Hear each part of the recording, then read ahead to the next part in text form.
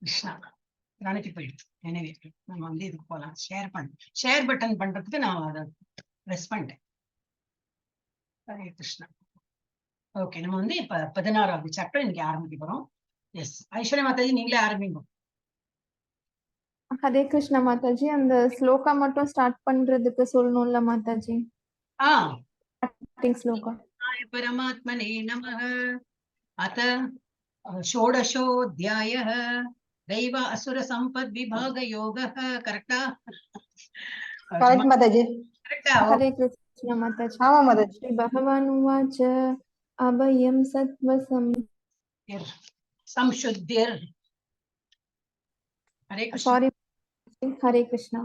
श्री भगवान उवाच अभयं सत्त्वसंशुद्धिर् ज्ञानयोगव्यवस्थितिः दानं तमश्च यज्ञश्च स्वाध्यायस्तप आर्जवम् अहिंसा सत्यम् अक्रोधस्त्याग शान्तिरभैषुनं दया भूतेष्वलोलुप्त्वं मार्दवं ह्रीरचाबलं तेजः क्षमा हृदि शौचम् अद्रोहो नातिमानिता भवन्ति सम्बन्धं दैवीम् अभिजातस्य भारत.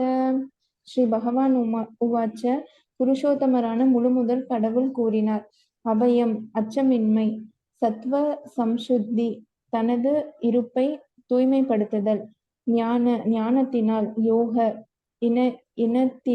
இனத்தலின் வியவஸ்திதி நிலை, தானம் தம மனதை கட்டுப்படுத்துதல், ச மற்றும் யக்ஞ யாகம் செய்தல், ச மற்றும் ஸ்வாத்யாய வேத இலக்கியங்களை கற்றல், தவம் ஆர்ஜவம் எளிமை, அஹிம்சா அஹிம்சை, சத்தியம் வாய்மை, அக்ரோத கோபத்திலிருந்து விடுபட்ட தன்மை, தியாக துறவு, சாந்தி அமைதி, அபைஷுனம் குற்றம் காண்பதில் விருப்பமின்மை, தயா கருணை, பூதேஷு எல்லா உயிர்களிடத்தும், அலோலுபத்வம் பேராசையிலிருந்து விடுபட்ட தன்மை, மார்த்வம் கண்ணியம், ஹ்ரீ வெட்கம், அச்சாபலம் மன உறுதி, தேஜ வீரம், க்ஷமா மன்னிக்கும் தன்மை, திருதி தைரியம், சௌச்சம்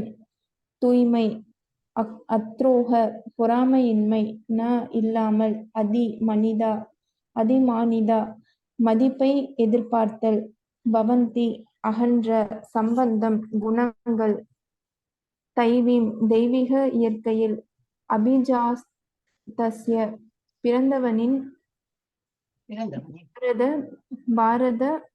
பரதனின் மைந்தனே.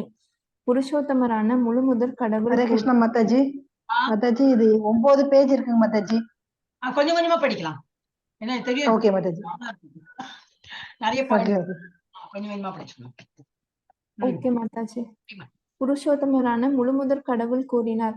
அச்சமின்மை தனது நிலையை தூய்மைப்படுத்துதல், ஆன்மீக ஞானத்தை விருத்தி செய்தல், தானம், சுய கட்டுப்பாடு, யாகம் செய்தல், வேதங்களை கற்றல், தவம், எளிமை, அஹிம்சை, வாய்மை, கோபத்திலிருந்து விடுபட்ட தன்மை, துறவு, சாந்தி, குற்றம் காண்பதில் விருப்பமின்மை, எல்லா உயிர்களின் மீதும் கருணை, பேராசையிலிருந்து விடுபட்ட தன்மை, கண்ணியம், வெட்கம், மன உறுதி, வீரம், மன்னிக்கும் தன்மை, தைரியம், தூய்மை, பொறாமையின்மை, மரியாதையை எதிர்பார்க்காமல் இருத்தல் ஆகிய தெய்வீக குணங்கள் பரதனின் மைந்தனே தெய்வீக இயல்புடைய உன்னதமான மனிதரை சார்ந்தவை.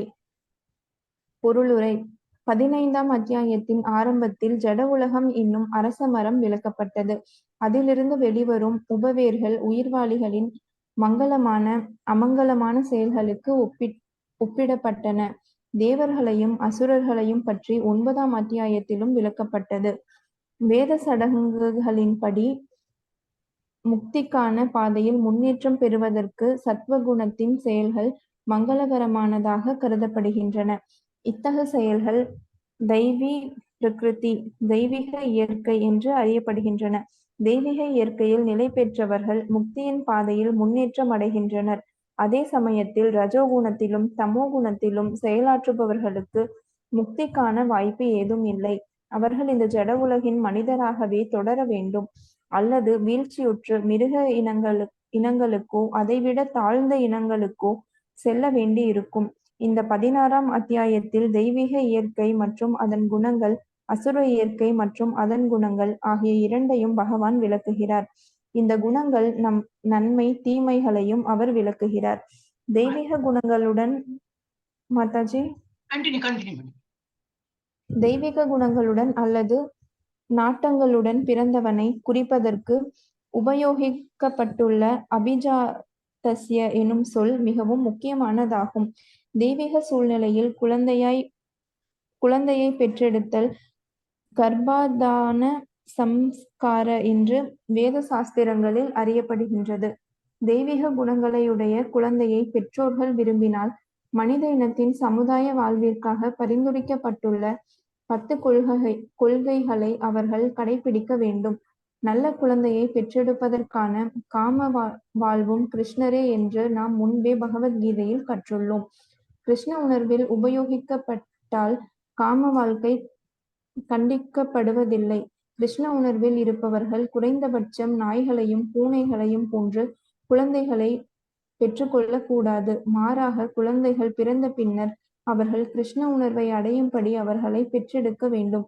அதுவே கிருஷ்ண உணர்வில் ஆழ்ந்திருக்கும் தாய் தந்தையருக்கு பிறக்கும் குழந்தைகளின் நல்வாய்ப்பாகும். சமுதாயத்தினை அதன் வாழ்வின் அடிப்படையில் 4 பிரிவுகளாகவும் தொழிலின் அடிப்படையில் 4 பிரிவுகளாகவும் பிரிக்கும் அமைப்பு வர்ணாசிரம தர்ம என்று அழைக்கப்படுகின்றது. இந்த வர்ணாசிரம தர்மம் என்பது மனித சமுதாயத்தினை பிறப்பின் அடிப்படையில் பிரிப்பதல்ல. இப்பிரிவுகள் கல்வி தகுதிகளை பொறுத்தவை. இவை சமுதாயத்தை அமைதியுடன் வளமான நிலையில் வைப்பதற்கானவை. இங்கு விளக்கப்பட்டுள்ள குணங்கள் ஒரு மனிதனை ஆன்மீக அறிவில் முன்னேற்றம் பெற செய்து அதன் மூலம் அவன் ஜட உலகிலிருந்து முக்தி பெறுவதற்கு உதவும் தெய்வீக குணங்களாகும். வர்ணாசிரம அது வந்து கொஞ்சம் எக்ஸ்பிளைன் பண்ணிடுறேன். அப்புறம் இன்னும் ரொம்ப லாங்கா இருக்குல்ல, இப்போ ஒரு இடத்துல படிக்கலாம். இந்த இதுலயே 4-5 பேர் உட்கார்ந்து படிச்சுப்போம். Okay Mataji. Hare Krishna. Long topic about இது தெய்வீக குணங்கள் என்னலாம் அப்படின்னு. சோ இதெல்லாம் இனிமே இந்த ஃபர்ஸ்ட் இந்த chapter 16 and 17 is self exercise தான். நம்மளே வந்து நம்ம எப்படி இருக்கோம் and we have to improve ourselves. இன்னொருத்தர் இப்படி வந்து குத்தங்காட்டுறது அதுக்கு பதிலா நம்ம எப்படி இருக்கோம் அப்படின்னா, வேறொரு ஆசிரியர் சொன்னேன், நான் சொல்லல. நம்ம வந்து இதெல்லாம் படிச்சுட்டு பத்தியா இப்படி இப்படின்னு இன்னொருத்தாள் நம்ம அறிவுரை கூடக்கூடாது. இது வந்து நமக்கு வேண்டி டெஸ்டிங் தான். இது நம்ம டெஸ்ட் பண்ணி நம்ம எந்த நிலைமையில இருக்கோம்னு அதை வந்து இம்ப்ரூவ் பண்றதுக்கு தான் அப்படி. சோ எல்லாரும் அவாவா இதை பாத்துக்கலாம் அப்படின்னு. சோ புருஷோத்தமரான முழுமுதற் கடவுள் கூறினார் அச்சமின்மை. ஃபர்ஸ்ட் அச்சமின்மைனா என்னது? பகவான்கிட்ட ஃபெய்த் இருந்தா பயமே இருக்காது. ஏன்னா அவர் தான் பார்த்துப்பறேன். நம்ம டிவோட்டியா இருக்கோம். டிவோட்டியா இருந்தா பகவான் தான் ஒரு இதுலயும் ஸ்லோகத்தையும் சொல்றாரு, அர்ஜுனா டெல் இது எல்லாம் எல்லாத்தையும் போய் சொல்லு, என்னுடைய பக்தர்கள் அழிய மாட்டார்கள், நான் இருக்கேன். அந்த மாதிரி எல்லாம் சொல்லும் போது என்ன, கண்டிப்பா அவர் நம்மளை காப்பாற்றுவார். அவர் தானே சொல்லியிருக்காரு காப்பாத்துறேன் அப்படின்னு. சோ அவர் காப்பாற்றுவாருங்கிற ஒரு நம்பிக்கை இருந்தா பயமே இருக்காது. சோ அவளுக்கு வந்து அச்சம் இருக்காது. சோ ஃபர்ஸ்ட் வந்து நல்ல குவாலிட்டி என்னது? அச்சமின்மை. அப்புறம் தனது நிலையை தூய்மைப்படுத்துதல். நம்ம எந்த இடத்துல இருக்கோம்? டெம்பரரி வேர்ல்ட்ல தான் இருக்கும். இதெல்லாம் டெம்பரரி வந்து போயிட்டு இருக்கோம். போன ஜென்மத்தை ஏதோ ஒரு வீட்டுல பிறந்தோம், இப்ப வேற ஒரு வீட்டுல பிறந்திருக்கோம், எந்த ரூபம் எடுக்கிறோம் ஒண்ணுமே தெரியாது. எல்லாம் டெம்பரரி பிளேஸ் இருக்கும். அந்த இடத்துல நம்ம தூய்மைன்னா என்னது? வீட சுத்தி அது இல்ல, நம்ம இருக்கிற என்னது? we are all ஆத்மாஸ். அப்ப சுத்திகரிப்புன்னா என்னது? நம்ம உள்ள அந்த ஆத்மாவை சுத்திகரிக்கணும்னா என்னது? பகவானை வந்து தொழுது எல்லாம் பண்ணணும். சோ அதுதான் நம்ம வந்து இந்த தூய்மைப்படுத்துறது. அப்போ இந்த என்னது? ஜபம். இதெல்லாம் பண்ணணும். ஜபம்னா ஆன்மீகத்துல இருக்கணும். அப்புறம் ஆன்மீக ஞானத்தை விருத்தி செய்து கொள்ளுதல். அது அவன் இந்த இதெல்லாம் ஸ்லோகா இதெல்லாம் படிக்கிறது, கிளாஸஸ் எல்லாம் அட்டென்ட் பண்றது, அந்த மாதிரி. அப்புறம் தானங்கள் செய்யறது. அதுல வந்து இப்போ வரும் அடுத்த சாப்டர்னா, இதுக்கு நெக்ஸ்ட் சாப்டர்ல வரும் தானம். யாருக்கு கொடுக்கலாம், எப்போ கொடுக்கலாம், என்ன சமயம் கொடுக்கலாம், அதெல்லாம் இந்த டீட்டெயில் எல்லாம் கண்டினியூஸா அப்படி வந்துடும். அப்புறம் சுய கட்டுப்பாடு. காலையில எந்திருக்கணும், மங்களார்த்தி பார்க்கணும். இதெல்லாம் வந்து ஒரு சிஸ்டமேட்டிக்கா நம்ம வந்து பண்ணிட்டே போறோம். அப்புறம் யாகம் செய்தார். யாகம்னு நம்ம இப்ப ஜப்பாவே ஒரு பெரிய யாகம் தான். 10th சாப்டர் கொடுக்க அகம் ஜப்ப யஜ்ஞோ அஸ்மி. நான் தான் வந்து ஜப்பம், அந்த யாகம் என்ன யாகம்? ஜப்ப யஜ்ஞமாவே நான் இருக்கேன் அப்படிங்கிற. அப்ப ஜப்பம் பண்றது ஆஸ் குட் ஆஸ் யாகம் தான். இல்ல அந்த நெருப்புல எல்லாத்தையும் போடணும், அதுக்கெல்லாம் சாமகிரி வானம், ரொம்ப இதெல்லாம் கொஞ்சம் கஷ்டம் உண்டு. ஆனா நம்ம ஜப்பா பண்ணினாலே போதும். அப்புறம் வேதங்களை கற்றல், அதான் இப்ப இந்த ஞானத்தை விருத்தி செய்து சொல்றேன், அது உள்ளடங்கியதுதான் வேதங்களை கற்றல்.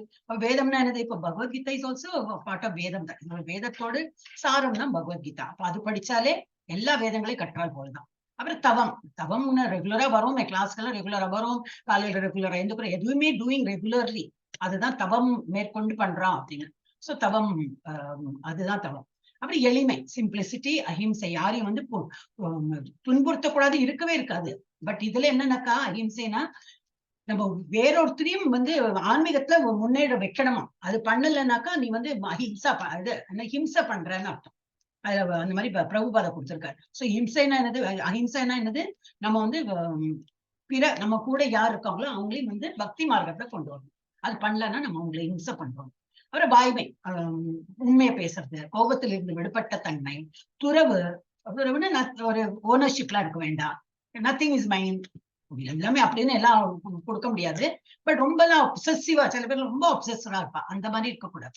சாந்தி, மனது அமைதி, குற்றம் காண்பதில் விருப்பமின்மை, எல்லா உயிர்களின் மீது கருணை, பேராசையிலிருந்து விடுபட்ட தன்மை, கண்ணியம், வெட்கம், மன உறுதி, வீரம், மன்னிக்கும் தன்மை, தைரியம், அப்புறம் எனக்கு தூய்மை, பொறாமையின்மை, மரியாதையை எதிர்பார்க்காமல் இருத்தல் ஆகிய தெய்வீக குணங்கள் பரதனின் மனிதனே தெய்வீக இயல்புடைய உன்னதமான மனிதரை சார்ந்தவை. இப்ப அதுதான் வந்து நிறைய எக்ஸ்பிளனேஷன் கொடுத்திருக்காரு பிரபுபாதா. 15ஆம் அத்தியாயத்தின் ஆரம்பத்தில் ஜட உலகம் என்னும் ஆலமரம் விளக்கப்பட்டது. எப்படி அங்க மேல ஒரு ஆலமரம் இருக்கு, அது வந்து உள்டாவா நமக்கு இங்க இருக்கு. அப்ப நம்ம எங்க இருக்கோம்? கீழே இருக்கோம். அதுல இருந்து விடுபட்டு விடுபட்டு விடுபட்டு மேல போனோம். மேல எங்க வருது? பிரம்மா இருக்கார். அதுதான் நம்ம பார்த்தோம். சோ அது வந்து ஜட உலகம் என்னும் இது ஆலமரம் இங்க போட்டு நீங்க அரச மரம் பிடிச்சால் நோ ப்ராப்ளம், விளக்கப்பட்டது. அதிலிருந்து வெளிவரும் உபவேர்கள் எல்லாம் இன்னும் பக்கத்து பக்கத்துல இருக்குமே, உபவேர்கள், உப கிளைகள் எல்லாம் இருக்கு. அதெல்லாம் உயிர் வாழ்களின் அமங்கலமான எல்லாமா இருக்கு, செயல்களுக்கு ஒப்பிடப்பட்டன. இந்த முக்குணங்கள்லாம் நம்மளை தாக்குறது இல்லையா, அந்த முக்குணங்கள்ல நம்ம என்னெல்லாம் வேலை பண்றோம், சிலதெல்லாம் மங்களமா இருக்கும், சிலதெல்லாம் அமங்கலமா இருக்கும், அதெல்லாம் அந்த செயலுக்கு தான் ஒப்பிடப்பட்டிருக்கு. அவர் தேவர்களையும் அசுரர்களையும் பற்றி 9ஆம் அத்தியாயத்திலும் விளக்கப்பட்டிருக்கு. வேத சடங்குகளின்படி முக்திக்கான பாதையில் முன்னேற்றம் பெறுவதற்கு சத்துவகுணத்தின் செயல்கள் மங்களமானதாக கருதப்படுகிறது. அப்ப என்னது, சத்துவகுணத்துல என்ன பண்ணுவோம்? இந்த மாதிரி கிளாஸஸ் அட்டென்ட் பண்ணுவோம், ஜப்பா பண்ணுவோம், அந்த மூட்ல இருக்கும்போது எல்லாம் நம்ம பண்ணுவோம். அதான் காலை நேரம் என்னன்னா அந்த டைம்ல நேச்சர்லயே சத்துவகுணம் இருக்கும். அப்ப அதை நம்மளை தூண்டும், வேற ஒண்ணும் நமக்கு பண்ண தோணுது. சாத்விக இது சுத்த இதுல இருப்போம், நம்ம அந்த மூட்லயே இருப்போம். அப்ப அந்த நேரத்தை பண்ணினா நல்லா அது எடுப்படும். அப்படின்னு எங்க படிச்சேன்னா, முக்திக்கான முன்னேற்றம் பெறுவது சத்துவகுணத்தின் செயல்கள் மங்களகரமானதாக கருதப்படுகின்றது. இத்தகைய செயல்கள் தெய்வீ பிரகிருதி, தெய்வீகமான இயற்கை குணங்கள் அப்படின்னு சொல்லிட்டு, பிரகிருத்தினா இயற்கை, தெய்வீகமான இயற்கை. அதை இப்ப சொன்ன இயற்கையிலேயே அந்த தெய்வீக தன்மை இருக்கு. இதெல்லாமே தெய்வீக தன்மை உடையது என்று அறியப்படுகின்றது. தெய்வீக இயற்கையில் நிலை பெற்றவர்கள் முக்தியின் பாதையில் முன்னேற்றம் அடைகின்றனர். சோ அந்த ஒரு பாதையில அவங்க போயிட்டு இருந்தாங்கன்னா ஹோல் டே அவங்க அதை கண்டினியூ பண்ணுவாங்க. காலையில இருக்கவே பண்றாங்க, அப்புறம் அதையே பின்தொடருவாங்க. வேறெல்லாம் வேலை இல்லைன்னா என்ன பண்ணிட்டு இருக்கலாமே. பட் எல்லாராலையும் முடியாது, யாருக்கு முடியுமோ அவ அந்த மாதிரி பண்ணும்போது என்னது, அவங்க வந்து அந்த பாதையில போயிட்டு இருக்காங்க, அவங்க முன்னேற்றம் அடைஞ்சு விடுவிடுன்னு அவங்க போயிட்டு இருக்காங்க அவங்க பாதையில. அதே சமயத்தில் ரஜோகுணத்தில் தமோ குணத்திலும் அவர்களுக்கு என்னது, முக்திக்கான வாய்ப்பு ஏதும் இல்லை. ஏன்னா அவங்களுக்கு தடங்கள் இருக்கும், வேற விதத்துல எல்லாம் அவங்களுக்கு வந்து இன்ட்ரெஸ்ட் இருக்கும். ரஜோகுணத்துல இருந்து பல காரியம் உண்டு அவங்களுக்கு, மல்டி டாஸ்கிங் மாதிரி எல்லாத்தையும் ஆக்டிவிட்டி இருக்கும். எல்லாத்தையும் நம்ம முன்னுக்கு வரணும், எல்லா ஆக்டிவிட்டியும் பண்ணணும், நம்ம பேர் முன்னாடி வரணும், அந்த மாதிரி ரொம்ப ஆர்வம், எல்லாம் அதீத ஆர்வம், எல்லாமே ஒரு படி ஜாஸ்தியா அது எல்லாத்தையும் ஜெயிக்கவும் வேணும், அந்த மாதிரி இருக்கும். அண்ட் தமோ குணத்தவர்கள் டைரக்ட் ஆப்போசிட் ஆஃப் ரஜோகுணம். ஒண்ணுலயும் இன்ட்ரெஸ்ட் இருக்காது, நம்ம ஃபர்ஸ்ட் வரலைனாலும் பரவாயில்ல, ஃபெயில் ஆனாலும் பரவாயில்ல, அந்த லெவல்ல இருப்பாங்க.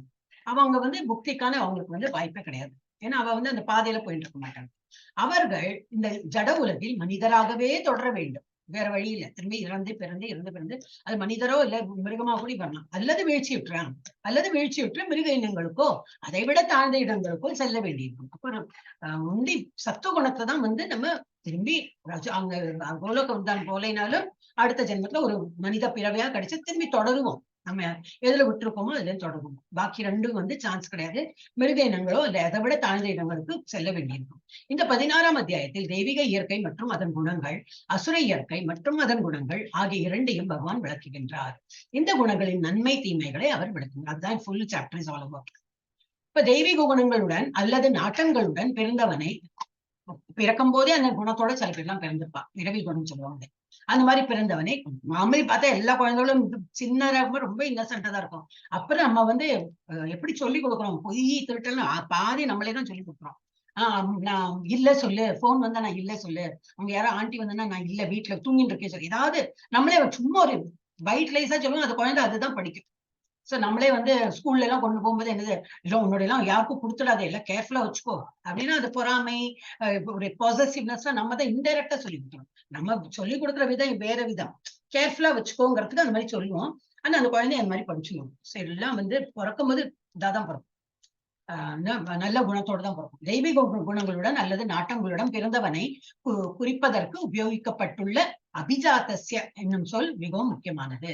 தெய்வீக சூழ்நிலையில் குழந்தையை பெற்றெடுத்தால் அந்த கர்ப்பதான சம்ஸ்காரம், இது வந்து ஒரு எவ்வளவு 10 15 ஒரு உண்டு நம்பர் போட்டே வருவா. குழந்தைய வந்து இதுல வயிற்றுல இருக்கும் போதே அந்த இது இருக்கும், வளக்காப்பு சீமந்தம், அதுக்கப்புறம் குழந்தை பிறந்தப்புறம் வந்து அந்த காப்பு போடுறது, அதுக்கப்புறம் வேற என்ன அன்னப்பிரசனம், அது நிறைய இருக்கும். எனக்கு அந்த கரெக்டா ஆர்டர் தெரியாது. அப்படி விழுந்துட்டே இருக்கும். கடைசியில என்னன்னாக்கா அந்த பாடி, பகவான் கொடுத்த அந்த பாடியை நம்ம வந்து அந்த இதுல நெருப்புல போடும்போது என்னது, அதுவும் ஒரு தானம். இந்த பாடி கொடுத்த பகவானுக்கு இந்த பாடியை வந்து அர்ப்பணம் பண்ணணும், பகவானுக்கே அர்ப்பணம் பண்ணணும். சோ அது வந்து ஒரு நம்பர் ஆஃப் இது உண்டு, எனக்கு அந்த லிஸ்ட் எல்லாம் தெரியாது. சோ இந்த கர்ப்பதான சம்ஸ்காரம் என்று வேத சாஸ்திரங்களே அறியப்படுகிறது.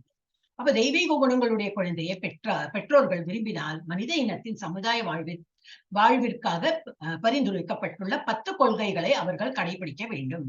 நல்ல குழந்தை பெற்றெடுப்பதற்கான காம வாழ்வும் கிருஷ்ணரே என்று நாம் முன்பே பகவத்கீதையில் கற்றுள்ளோம். காமம் இல்லாம குழந்தை பெற்றுக்க முடியாது, வேணும். ஆனா அந்த காமம் என்ஜாய் பண்றதுக்கு வேண்டி காமம் இல்லை, ஒரு குழந்தையை பெற்றெடுக்கணும். அந்த குழந்தை என்னது, கிருஷ்ண உணர்வுல இருக்கணும். அந்த ஒரு நோக்கத்தோட நம்ம வந்து அந்த காம இச்சை இதெல்லாம் பண்ணினா அது ஓகே. ஓகே, அப்ப என்னது, காம வாழ்வும் கிருஷ்ணரை, அந்த கிருஷ்ணர் கொடுக்கிறது என்று நாம் முன்பே பகவத்கீதையில் கற்றுள்ளோம். கிருஷ்ண உணர்வில் உபயோகிக்கப்பட்டால் காம வாழ்க்கை கண்டிக்கப்படுவதில்லை. அப்ப அந்த மாதிரி ஆக்ட் இஸ் நாட் இது அபாமினபிள் ஆக்ட், அப்படி மாதிரி செய்யக்கூடாத செயல் அப்படின்னு சொல்லுவோம் இல்லையா. அப்ப அப்புறம் குழந்தையை பிறக்காது, அந்த செயல் அந்த செக்ஸ் பண்ணாதானே வரும் இல்லையா குழந்தை. So it has to be done, but தெய்வீக உணர்வுல பண்ணணும். கிருஷ்ண உணர்வில் இருப்பவர்கள் குறைந்தபட்சம் நாய்களையும் பூனைகளையும் போன்ற குழந்தைகளை பெற்றுக்கொள்ள கூடாது. பதவதான் நிறையெல்லாம் உண்மை பெற்றுக்க கூடாது, பெத்துக்கணும். 4 பெத்துனாலும் அந்த காலத்துல 5 6 10 எல்லாம் பெத்துனா நல்ல எண்ணத்தோட தான் பெத்துன்றதா, சும்மா பெத்துக்கணுமே எல்லாம் பெறலை. இப்ப வந்து நம்ம வேறையும் எல்லாம் திங்ஸ் இருக்கு, என்னது நம்ம எக்கனாமிக் இதையும் பார்த்துக்கணும். இவ்வளவுலாம் 2 3 குழந்தைகள்லாம் வளர்த்த முடியுமா, எஜுகேஷன் இஸ் பிகம் இதே காஸ்ட்லி, அதெல்லாம் பார்க்கும்போது எல்லாம் குறைஞ்சு போயிடுது. இல்லாட்டா கிருஷ்ண உணர்வில் குழந்தைகளை பெற்றுக்கொள்ள, நாய்களையும் பூனைகளையும் போல பெற்றுக்கொள்ளக்கூடாது. 1 2 4 5 எப்படி பெற்றுனமோ நல்ல உணர்வோடு அதை பெற்றுக்கணும், நல்லா வளர்க்கணும். கிருஷ்ண உணர்வோடு அவங்களை வளர்த்தணும். மாறாக குழந்தைகள் பிறந்த பின்னர் அவர்கள் கிருஷ்ண உணர்வை அடையும்படி அவர்களை பெற்றெடுக்க வேண்டும். அதுவே கிருஷ்ண உணர்வின் ஆழ்ந்திருக்கும் தாய் தந்தையருக்கு பிறக்கும் குழந்தைகளின் நல்வாய்ப்பாகும். சமுதாயத்தின் அந்த வாழ்வின் அடிப்படையில் 4 பிரிவுகளாகவும் தொழிலின் அடிப்படையில் 4, நம்ம படிச்சோமே வர்ணாசிரமம் எல்லாம் இதுக்கு முன்னாடி படிச்சிருந்தோம். என்ன வர்ண எவ்வளவு நமக்கு வந்து சாத்துர்வர்ணிய மயா சிருஷ்டம், வர்ணம் சாத்துர்வர்ணிய மயா சிருஷ்டம், நான் தான் அதை கிரியேட் பண்ணியிருக்கேன். எப்படி, ஆன் த பேசிஸ் ஆஃப் குண கர்ம விபாக, குணத்தினாலையும் கர்மானாலையும். ஒரு குணம், ஒரு பிறவி குணம்னு இருக்கும், அதே குணத்தோட அவன் வந்து வேலை கர்மா, தட் இஸ் அவன் வேலையும் பண்ணா அவனுக்கு அந்த ஒரு டைட்டில் கிடைக்கும். அவன் வந்து வேதங்களை கற்கிறான், முதல்ல இருந்து அது ஒரு நாட்டம் இருக்கு, சரி அப்ப நீ வேதங்களை கற்று முன்னூத்தாளுக்கெல்லாம் சொல்லிக் கொடு, அப்ப நீ வந்து யூ வில் பி கால்ட் பிராமணா. இல்ல உனக்கு ஒருத்தனுக்கு நல்ல பிசினஸ் பண்ண தெரியும், அது பிறவி குணத்தையே எல்லாம் கால்குலேஷன் பண்ணியிருந்தானா அவன் அதுலயே தொழில் பண்ற, அதுலயே பண்ணிட்டு இருந்ததுனாக்கா அவன் வந்து வைஷ்யா. அந்த மாதிரி வந்து பிரித்திருக்காள் பகவான். அண்ட் சத்ரியா அண்ட் சூத்ரா 4 பிரிவுகளாக பிரிக்கும் அமைப்பு வர்ணாசிரம தர்மம் என்று அறியப்படுகிறது. இந்த வர்ணாசிரம தர்மம் என்பது மனித சமுதாயத்தினை பிறப்பின் அடிப்படையில் பிரிப்பது அல்ல. இப்பிரிவுகள் கல்வி தகுதிகளை பொறுத்தவை. இவை சமூகத்தை அமைதியுடன் வளமான நிலையில் வைப்பதற்கானவை. எல்லாமே ஒருத்தருக்கு ஒருத்தர் ஹெல்ப்ஃபுல்லா இருப்பா. ஒருத்தன் வேலை செய்யறான், வேலை பண்றத சூத்திரம் வந்து வேலை, அப்ப இப்ப 3 பேருக்கும் அவன் வேலை பண்ணணும். ஒருத்தன் வியாபாரம் பண்றானாக்கா வேற உள்வாழ்க்கெல்லாம் வியாபாரம் பண்ணி அந்த பொருள் எல்லாம் அவனுக்கு கொடுக்கும். ஒருத்தன் வீரமா இருக்கானா எல்லாரையும் காப்பாற்றுவான். இன்னொருத்தன் ஞானம், இது பிராமணன் அந்த மாதிரி இருக்கானாக்கா அவன் ஞானத்தை ஃப்ரீயா சொல்லி கொடுக்கணும். He should not earn money. அப்ப அவனுக்கு பிராமண தன்மையே போயிடும். அவன் வந்து ஃப்ரீயா வந்து கல்வி வந்து அவனுக்கு ஈஸியா வருதுன்னா அவன் வந்து he has to impart knowledge to others, the other set of people. அப்படிதான் வந்து ஒரு சொசைட்டில வந்து எல்லா சமூகம் இதா இருக்கும், ஈக்குவலா நல்ல ஒருத்தருக்கு ஒருத்தர் பரஸ்பரம் ஒரு டிபெண்ட் பண்ணிட்டு இதா இருப்பாங்க. சோ இப்ப என்ன படிச்சோம், வளமான நிலையில் வைப்பதற்காகவே இதெல்லாம் கிரியேட் பண்ணியிருக்கார். இங்கு விளக்கப்பட்டுள்ள குணங்கள் ஒரு மனிதனை ஆன்மீக அறிவில் முன்னேற்றம் பெற செய்து அதன் மூலம் அவன் ஜட உலகிலிருந்து முக்தி பெறுவதற்கு உதவும் தெய்வீக குணங்களாகும். எஸ். அடுத்தது யாரு மாதாஜி? கீதா மாதாஜி படிங்க. இங்கேன்னு படிங்க, வர்ணாசிரமாலே ஒரு பேஜ் படிங்க. ஹரே கிருஷ்ண மாதாஜி. வர்ணாசிரம அமைப்பில் துறவு வாழ்வை ஏற்றுள்ள சன்னியாசி மற்ற எல்லா சமூக நிலைகள் மற்றும் அமைப்பில் உள்ளவர்களுக்கு தலைவராக அல்லது ஆன்மீக குருவாக விளங்குகிறார். ஒரு பிராமணர் சமூகத்தின் இதர 3 பிரிவுகளான சத்திரியர், வைஷ்யர் மற்றும் சூத்திரர்கள் ஆன்மீக குருவாக கருதப்படுகிறார். ஆனால் அமைப்பின் தலைவராக விளங்கும் சன்னியாசி பிராமணர்களுக்கும் ஆன்மீக குருவாவார். சன்னியாசி முதல் தகுதி அச்சமின்மையாக இருக்க வேண்டும். ஏனெனில் சன்னியாசி எந்தவித ஆதாரம் இன்றி அல்லது ஆதாரத்திற்கான உத்தரவாதம் இன்றி தனியாக இருக்க வேண்டும். பரமபுருஷ பகவானுடைய கருணையை மட்டுமே அவர் நம்பியிருக்க வேண்டும். என்னுடைய உறவுகளை துறந்த பின் என்னை யார் பாதுகாப்பர் என்று ஒருவன் எண்ணினால் அவன் துறவு நிலை ஏற்கக்கூடாது. பரமாத்மா உருவில் எப்போதுமே இதயத்தில் வீற்றிருக்கும் பரம்புருஷ பகவானான கிருஷ்ணர் எல்லாவற்றையும் பார்த்து கொண்டிருக்கிறார் என்பதிலும், ஒருவன் என்ன செய்ய விரும்புகின்றான் என்பதை அவர் எப்பொழுதும் அறிகின்றார் என்பதிலும் அவன் பூரண நம்பிக்கை கொண்டிருக்க வேண்டும். இவ்வாறு பரமாத்மாவான கிருஷ்ணர் தம்மிடம் சரணடைந்த ஆத்மாவை கவனித்துக் கொள்வார் என்பதில் அவன் முழு உறுதி இருக்க வேண்டும். நான் ஒருபோதும் தனியாக இருப்பதில்லை. இருள் நிறைந்த வனப்பகுதியில் நான் வாழ்ந்தாலும் கிருஷ்ணர் என்னுடைய உள்ளார். அவர் என்னை எல்லா பாதுகாப்பையும் அளிப்பார் என்று நினைக்க வேண்டும். இந்த உறுதியே அபயம், அச்சமின்மை என்று கூறப்படுகிறது. துறவு வாழ்வில் இருப்பவருக்கு இத்தகு மன உறுதி அவசியம். பின்னர் அவர் தனது நிலையை தூய்மைப்படுத்த வேண்டும். வாழ்வின் துறவு நிலையில் பின்பற்றப்பட வேண்டிய பற்பல சட்டத்திட்டங்கள் உள்ளன. அவை எல்லாவற்றிலும் முக்கியமானதாக பெண்ணுடனான நெருங்கிய உறவுகள் எல்லாவற்றையும் ஒரு சன்னியாசி தவிர்க்க வேண்டும். தன்னிடத்தில் ஒரு பெண்ணுடன் பேசுவதற்கு கூட அவர் தடுக்கப்படுகிறார். சன்னியாசிகளுக்கு இலக்கணமாக திகழ்கின்ற பகவான் சைத்தன்ய பூரியில் இருந்தபோது அவர் பெண் பக்தர்கள் தங்களது மரியாதைகளை சமர்ப்பிக்க கூட அவருக்கு அருகில் நெருங்க முடியாது. தூரமாக இடத்திலிருந்து விழுந்து வணங்குமாறு அவர்கள் அறிவுறுத்தப்பட்டனர். இந்த பெண் வர்க்கத்தின் மீதான வெறுப்பின் அடிப்படை அல்ல, மாறாக பெண்களுடன் நெருங்கி தொடர்பு கொள்ளக்கூடாது என்று சன்னியாசி மீது விதிக்கப்பட்டுள்ள நெறிமுறையாகும். தனது நிலையை தூய்மைப்படுத்திக் கொள்வதற்காக ஒருவன் தனது வாழ்வின் குறிப்பிட்ட நிலைக்கு உரிய சட்டத்திட்டங்களை பின்பற்றி ஆக வேண்டும். ஒரு சன்னியாசியை பொறுத்தவரை பெண்களுடனான நெருங்கிய தொடர்பும் பொருளுணர்ச்சிக்காக சொத்துக்களை சேர்ப்பதும் கடுமையாக தடை செய்யப்பட்டுள்ளன. சீர்மிகு சன்னியாசியான பகவான் சைத்தன்ய வாழ்விலிருந்து அவர் பெண்களின் விஷயத்தில் மிகவும் உறுதியுடன் இருந்தார் என்பதை நாம் அறியலாம். மிகவும் வீழ்ச்சியுற்ற கட்டுண்ட ஆத்மாக்களையும் ஏற்றுக்கொள்ளும் தாராள மனப்பான்மை உடையவர் என்று அவர் கருதப்பட்டாலும் பெண்களுடன் உறவு சம்பந்தமாக சன்னியாசிகளுக்கு கொடுக்கப்பட்டுள்ள சட்டத்திட்டங்களை அவர் உறுதியுடன் பின்பற்றினார். அவரது நெருக்கமான சகாக்களின் ஒருவரான சோட்டா ஹரிதாஸ் அவரது இதர நெருக்கமான அந்தர சகாக்களுடன் இணைந்து பகவான் சைத்தன்யம் சங்கம் கொண்டிருந்தார். ஆனால் எப்படியோ ஒரு முறை சோட்டா ஹரிதாஸ் ஒரு இளம் பெண்ணை காம உணர்ச்சியுடன் பார்க்க நேர்ந்தது. உடனடியாக பகவான் சைத்தன்ய அவரை தனது அந்தர சகாக்களின் குழுவிலிருந்து விலக்கிவிட்டார். அவ்வாறு உறுதியுடன் இருந்தார் பகவான் சைத்தன்யர். அவர் கூறினார், ஜட இயற்கையின் பிணைப்பிலிருந்து விடுபட்டு ஆன்மீக இயல்பிற்கு தன்னை உயர்த்தி கொண்டு முழுமுத கடவுளின் திருநாட்டிற்கு திரும்பி செல்ல விருப்பமுடையவர் எவரும் பௌதிக சொத்துக்களையும் பெண்களையும் புலனம்பத்தின் எண்ணத்துடன் பார்க்க கூடாது. அவர்கள் அனுபவிப்பது என்பதல்ல, புலனென்ப எண்ணத்துடன் அவர்களை பார்த்தால் கூட மிகவும் கண்டிக்கப்படுகிறது. அத்தகு தவறான ஆசைகளை அனுபவிப்பதற்கு முன்பு அந்த நபர் தற்கொலை செய்து கொள்வது சிறந்தது. இவையெல்லாம் தூய்மைப்படுத்திக் கொள்வதற்கான முறையாகும். அடுத்த விஷயம் ஹரே கிருஷ்ண மாதாஜி. இத பண்ணிடலாம். ஓகே, ஒரு பேஜா எடுத்து ஒரு பேஜா பண்ணலாம். ஹரே கிருஷ்ணா. ஓகே மாதாஜி. வர்ணாசிரமம் இப்ப நம்ம பார்த்தோம்ல, வர்ணாசிரமம் யாருக்கு எந்த குணம் நல்லா ஓங்கி இருக்கோ அது போல அவங்க வந்து அதை வந்து வேலையும் பண்ணணும், அந்த மாதிரி பண்ணணும். அப்ப எல்லாருக்கும் வந்து இதா இருக்கும், சௌரியமா இருக்கும். சோ வர்ணாசிரம அமைப்பு துறவு வாழ்வை ஏற்றுள்ள சன்னியாசி மற்ற எல்லா சமூக நிலைகள் மற்றும் அமைப்பில் உள்ளவர்களுக்கு தலைவராக அல்லது ஆன்மீக குருவாக விளங்குகிறார். இது வந்து இப்போ இது வந்து வர்ணாசிரம இதுல என்ன கொடுத்தோம்னா, அந்த சன்னியாசி கிரகஸ்தா, சன்னியாசி இல்ல, சன்னியாசி, துறவு, அதுக்கு என்னது சன்னியாசி, இது பிரம்மச்சரியா, கிரகஸ்தா, வானப்பிரஸ்தா, சன்னியாசி. சன்னியாசி ஃபர்ஸ்ட் சன்னியாசி தான் வந்து லீடர் மாதிரி, he has to guide everybody. So சன்னியாச அதுல அந்த இதுல ஆசிரமம், இது வந்து வர்ணாசிரமம். ஓகே, அப்ப சன்னியாசி எப்படி இருக்கணும், பாக்கி இந்த 3 பாலுக்கும் வந்து லீடர் மாதிரி இருந்து அவளுக்கெல்லாம் கைடு பண்ணுவாங்க. தலைவராக அல்லது ஆன்மீக குருவாக விளங்குகிறார். ஒரு பிராமணர் சமூகத்தின் இதர 3 பிரிவுகளான க்ஷத்திரியர், வைசியர் மற்றும் சூத்திரர்களின் ஆன்மீக குருவாக கருதப்படுகின்றனர். அப்புறம் ஆனால் அமைப்பின் தலைவராக விளங்கும் சன்னியாசி பிராமணர்களுக்கும் ஆன்மீக குருவாக, எல்லாருக்கும் வந்து எல்லாருக்குமே அவர் ஆன்மீக குரு தான். அவன் பிராமணர்களுக்கும் அவன் வந்து ஆன்மீக குருவா இருந்து எல்லாத்தையும் வழி நடத்துறான். சன்னியாசியின் முதல் தகுதியானது அச்சமின்மையாக இருக்க வேண்டும். டோட்டல் நம்பிக்கை இருக்கும். இப்ப அச்சமின்மை, ஏனெனில் சன்னியாசி எந்தவித ஆதரவும் இன்றி, அப்புறம் வீட்டுலதான் all totally away from the home இல்லையா, அப்ப அவளுக்கு வந்து டிபெண்ட் பண்ண மாட்டா. அவ என்ன வரும், அவளுக்கு யாரு பார்த்துப்பா, கடவுள் இருக்கார், அந்த ஒரு நம்பிக்கையோட இருப்பா.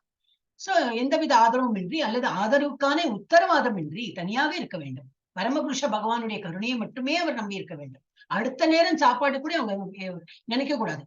பௌதி பிக்ஷாந்தேன்னு சொல்லிட்டு போனோம், எவ்வளவு கிடைக்கிறதோ அந்த அவ்வளவு அவ எது கிடைக்கிறதோ அதை சாப்பிட்டுட்டு ஓவர். நெக்ஸ்ட் நேரம் பசி எடுத்துதான் திரும்பி அதை எடுத்துன்னு போகணும். அவள் வந்து வாழ்க்கை அவ்வளவுதான். அவ அடுத்த வேலை கூட அது ஹோல்டு பண்ண மாட்டான். மெயினா சன்னியாசிகள் தெய்வம் என்ன நிறைய ஹோல்ட் பண்ணி நிறைய சாமானத்தெல்லாம் சேர்த்து வைக்க மாட்டான். ஏனெனில் சன்னியாசி எந்தவித ஆதரவும் இன்றி அல்லது ஆதரவுக்கான உத்தரவாதமும் இன்றி, யாருமே இல்லையே கூட, தனியாக இருக்க வேண்டும். பரமபுருஷ பகவானுடைய கருணையை மட்டுமே அவர் நம்பி இருக்க வேண்டும். என்னுடைய உறவுகளை துறந்த பின் என்னை யார் பாதுகாப்பார் என்றதை நம்ம மோஸ்ட்லி நம்ம பௌதிக உலகத்துல நம்ம அதுதான் கிரகஸ்தா தான் இருக்குமே என்று ஒருவன் எண்ணினால் அவன் துறவு நிலையை இருக்கக்கூடாது. ஏன்னா யாரு பார்த்துப்பானாக்கா அவனுக்கு பகவான் பேர்ல நம்பிக்கை இல்ல. எனக்கு மனிதர்கள், என்னுடைய மனைவர் இருந்தாதான் அவதான் என்ன பார்த்துப்பா. நாளைக்கு எனக்கு உடம்பு முடியலன்னா என் மனைவி பாப்பா, என் கணவன் பாப்பான், பிள்ளை பாப்பான். இந்த மாதிரி இருக்கிறவா என்ன ஆகும், அவன் நம்ம வந்து இந்த லைஃப்ல இதான் டிபெண்ட் பண்ணிருப்பான். சன்னியாசியானவன் என்ன நினைப்பான், எனக்கு பகவான் இருக்கார், ஓ இஸ் பியர்லெஸ். அப்ப அவன் மனிதர்களை எல்லாம் நம்பியிருப்பான். அவன் பட் யாராவது அந்த மாதிரி மனிதர்களை நம்பி இருக்கானா அவன் வந்து துறவு கொள்றதுக்கு லாய்க்கு கிடையாது. சரி, அவன் வந்து ஏற்கக்கூடாது. பரமாத்மாவின் உருவில் எப்பொழுதும் இதயத்தில் வீற்றிருக்கும் பரமபுருஷ பகவானான கிருஷ்ணர் எல்லாவற்றையும் பார்த்துக் கொண்டிருக்கிறார் என்பதிலும் ஒருவன் என்ன செய்ய விரும்புகின்றான் என்பதை அவர் எப்பொழுதும் அறிகின்றார் என்பதிலும் அவன் பூர்ண நம்பிக்கை கொண்டிருப்பான். Totally faith in the lord. நான் என்ன பண்றேன் ஏது பண்றேன் எல்லாம் பகவான் தெரியும், and he is there for me. அந்த மாதிரி இருக்கிறவனுக்கு வந்து பயம் இருக்காது, சன்னியாசம் மேற்கொள்ளலாம் என்பதில் பூர்ண நம்பிக்கை கொண்டிருக்க வேண்டும். இவ்வாறு பரமாத்மாவான கிருஷ்ணர் தம்மிடம் சரணடைந்த ஆத்மாவை கவனித்துக் கொள்வார் என்பதில் அவன் முழு உறுதியுடன் இருக்க வேண்டும். நான் ஒருபோதும் தனியாக இருப்பதில்லை. இருள் நிறைந்த வனப்பகுதியில் நான் வாழ்ந்தாலும் கிருஷ்ணர் என்னுடன் உள்ளார், அவர் எனக்கு எல்லா பாதுகாப்பையும் அளிப்பார் என்று நினைக்க வேண்டும். இந்த உறுதியே அபயம். பயம்னா பயம், அபயம் இஸ் ஆப்போசிட் ஆஃப் பயம். அபயம் அச்சமின்மை என்று அழைக்கப்படுகிறது. துறவு வாழ்வில் இருப்பவருக்கு இத்தகு மனநிலை அவசியம்.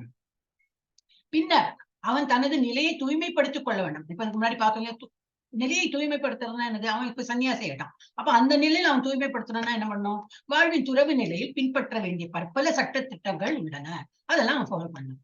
அவை எல்லாவற்றிலும் முக்கியமானதாக பெண்ணுடனான நெருங்கிய உறவுகள், அவ எல்லாவற்றையும் ஒரு சன்னியாசி தவிர்க்க வேண்டும். இதனால என்ன, பெண்ணை வந்து மோசமா சொல்றோம்னு அர்த்தம் கிடையாது. உள்டா அவ என்னன்னா, அவதான் weak, there all physically strong, but அவனா கொஞ்சம் மென்டலி வீக். எல்லாம் அது வந்து இதுதான் ஆக்சுவலி ஃபேக்ட் தான் அது. சோ நம்ம லேடிஸ் போச்சுனாக்கா they get என்ன சொல்லுவா, அந்த மாதிரி உருகிடுவா. அவ அழகுலயோ அவ நம்ம பேசுறதுலயோ ஒரு நளினத்துலயோ ஏதோ ஒரு இதுல வந்து அவ மனசு ஸ்ட்ராங் கிடையாது. சோ அதனால அவங்க மனது மாறிடும். அதனாலதான் வந்து பெண்ணுடன் அப்போ வேண்டவே வேண்டாம், அந்த சகவாசமே வேண்டாம். அப்ப யாரோ ஆச்சாரியர்கள்னு வந்தா கூட நெருங்க விட மாட்டான், எல்லாம் தூரக்க இருந்து இது பண்ணுவான், ஜாஸ்தி பார்க்க மாட்டான் பெண்கள் எல்லாம். சோ அதுதான் மெயின் முக்கியமானதாக பெண்ணுடனான நெருங்கிய உறவுகள் எல்லாவற்றையும் ஒரு சன்னியாசி தவிர்க்க வேண்டும். தனி இடத்தில் ஒரு பெண்ணுடன் பேசுவதற்கு கூட அவர் தடுக்கப்படுகிறார். அது எகைன் நான் சொல்றேன், பெண்ணை வந்து குத்தம் சொல்றோம்னா அது மாதிரி நம்ம எண்ணமே கூடாது. நம்ம என்ன மோசமா, அந்த மாதிரி கிடையாது. நம்மளாம் என்ன கண்ணால பார்த்து அவங்களை ஈர்க்கிறோமா, அதெல்லாம் கிடையாது. நம்மளை பார்த்து அவங்க வந்து வீக்கா போயிடுறாங்க. அதனால நம்ம வந்து கொஞ்சம் அவங்களை விட்டு நம்ம தூரம். இப்ப பிரபு இவர் வந்தாருந்தார் இல்லையா, என்னண்டி பிரபுஜி, அதை காலை தொட்டு நமஸ்காரம் பண்ண பார்த்தா, ஐயோ தொடக்கூடாது, தொடாதீங்க தானே. சரி, நம்ம தொடக்கூடாது, அவங்கள புருஷா இல்லையா, நம்ம இன்னசென்டா தொடறோம். பட் அவங்க after all there maintaining that celibacy. அவங்க தடுமாறிட்டாங்கன்னா என்ன பண்றதா, நம்ம காரணம். அந்த ஒரு பயத்துக்குன்னா நம்ம வந்து அவ முன்னாடி தனியா இருக்கவும் வேண்டாம். அண்ட் அவங்க தொட்டெல்லாம் நமஸ்காரம் பண்ணக்கூடாது, தூரக்கா இருங்க அப்படி சொல்லிட்டு இருந்த மாட்டேன். இங்க வந்த உடனே தடுக்கப்படுகிறார். இவன் சங்கராச்சாரிய எல்லாம் வரும்போது கூட 9 கஜம் தான் ஒட்டிக்கணும், நல்லா தலைப்பெல்லாம் போட்டுண்டு குனிஞ்சு நமஸ்காரம், ரொம்ப தூரக்க நின்றுட்டு அவெல்லாம் கட்ட. ஏன்னா நம்ம என்ன இதா அச்சு சொல்லுவாங்க, என்னது தொடத்தகாத அந்த மாதிரி எல்லாம் எண்ணம் கிடையாது. அவளுக்கு அந்த ஒரு இது எண்ணம் வரக்கூடாதுன்னு சொல்லிட்டு நம்ம கொஞ்சம் கேர்ஃபுல்லா இருக்கும்.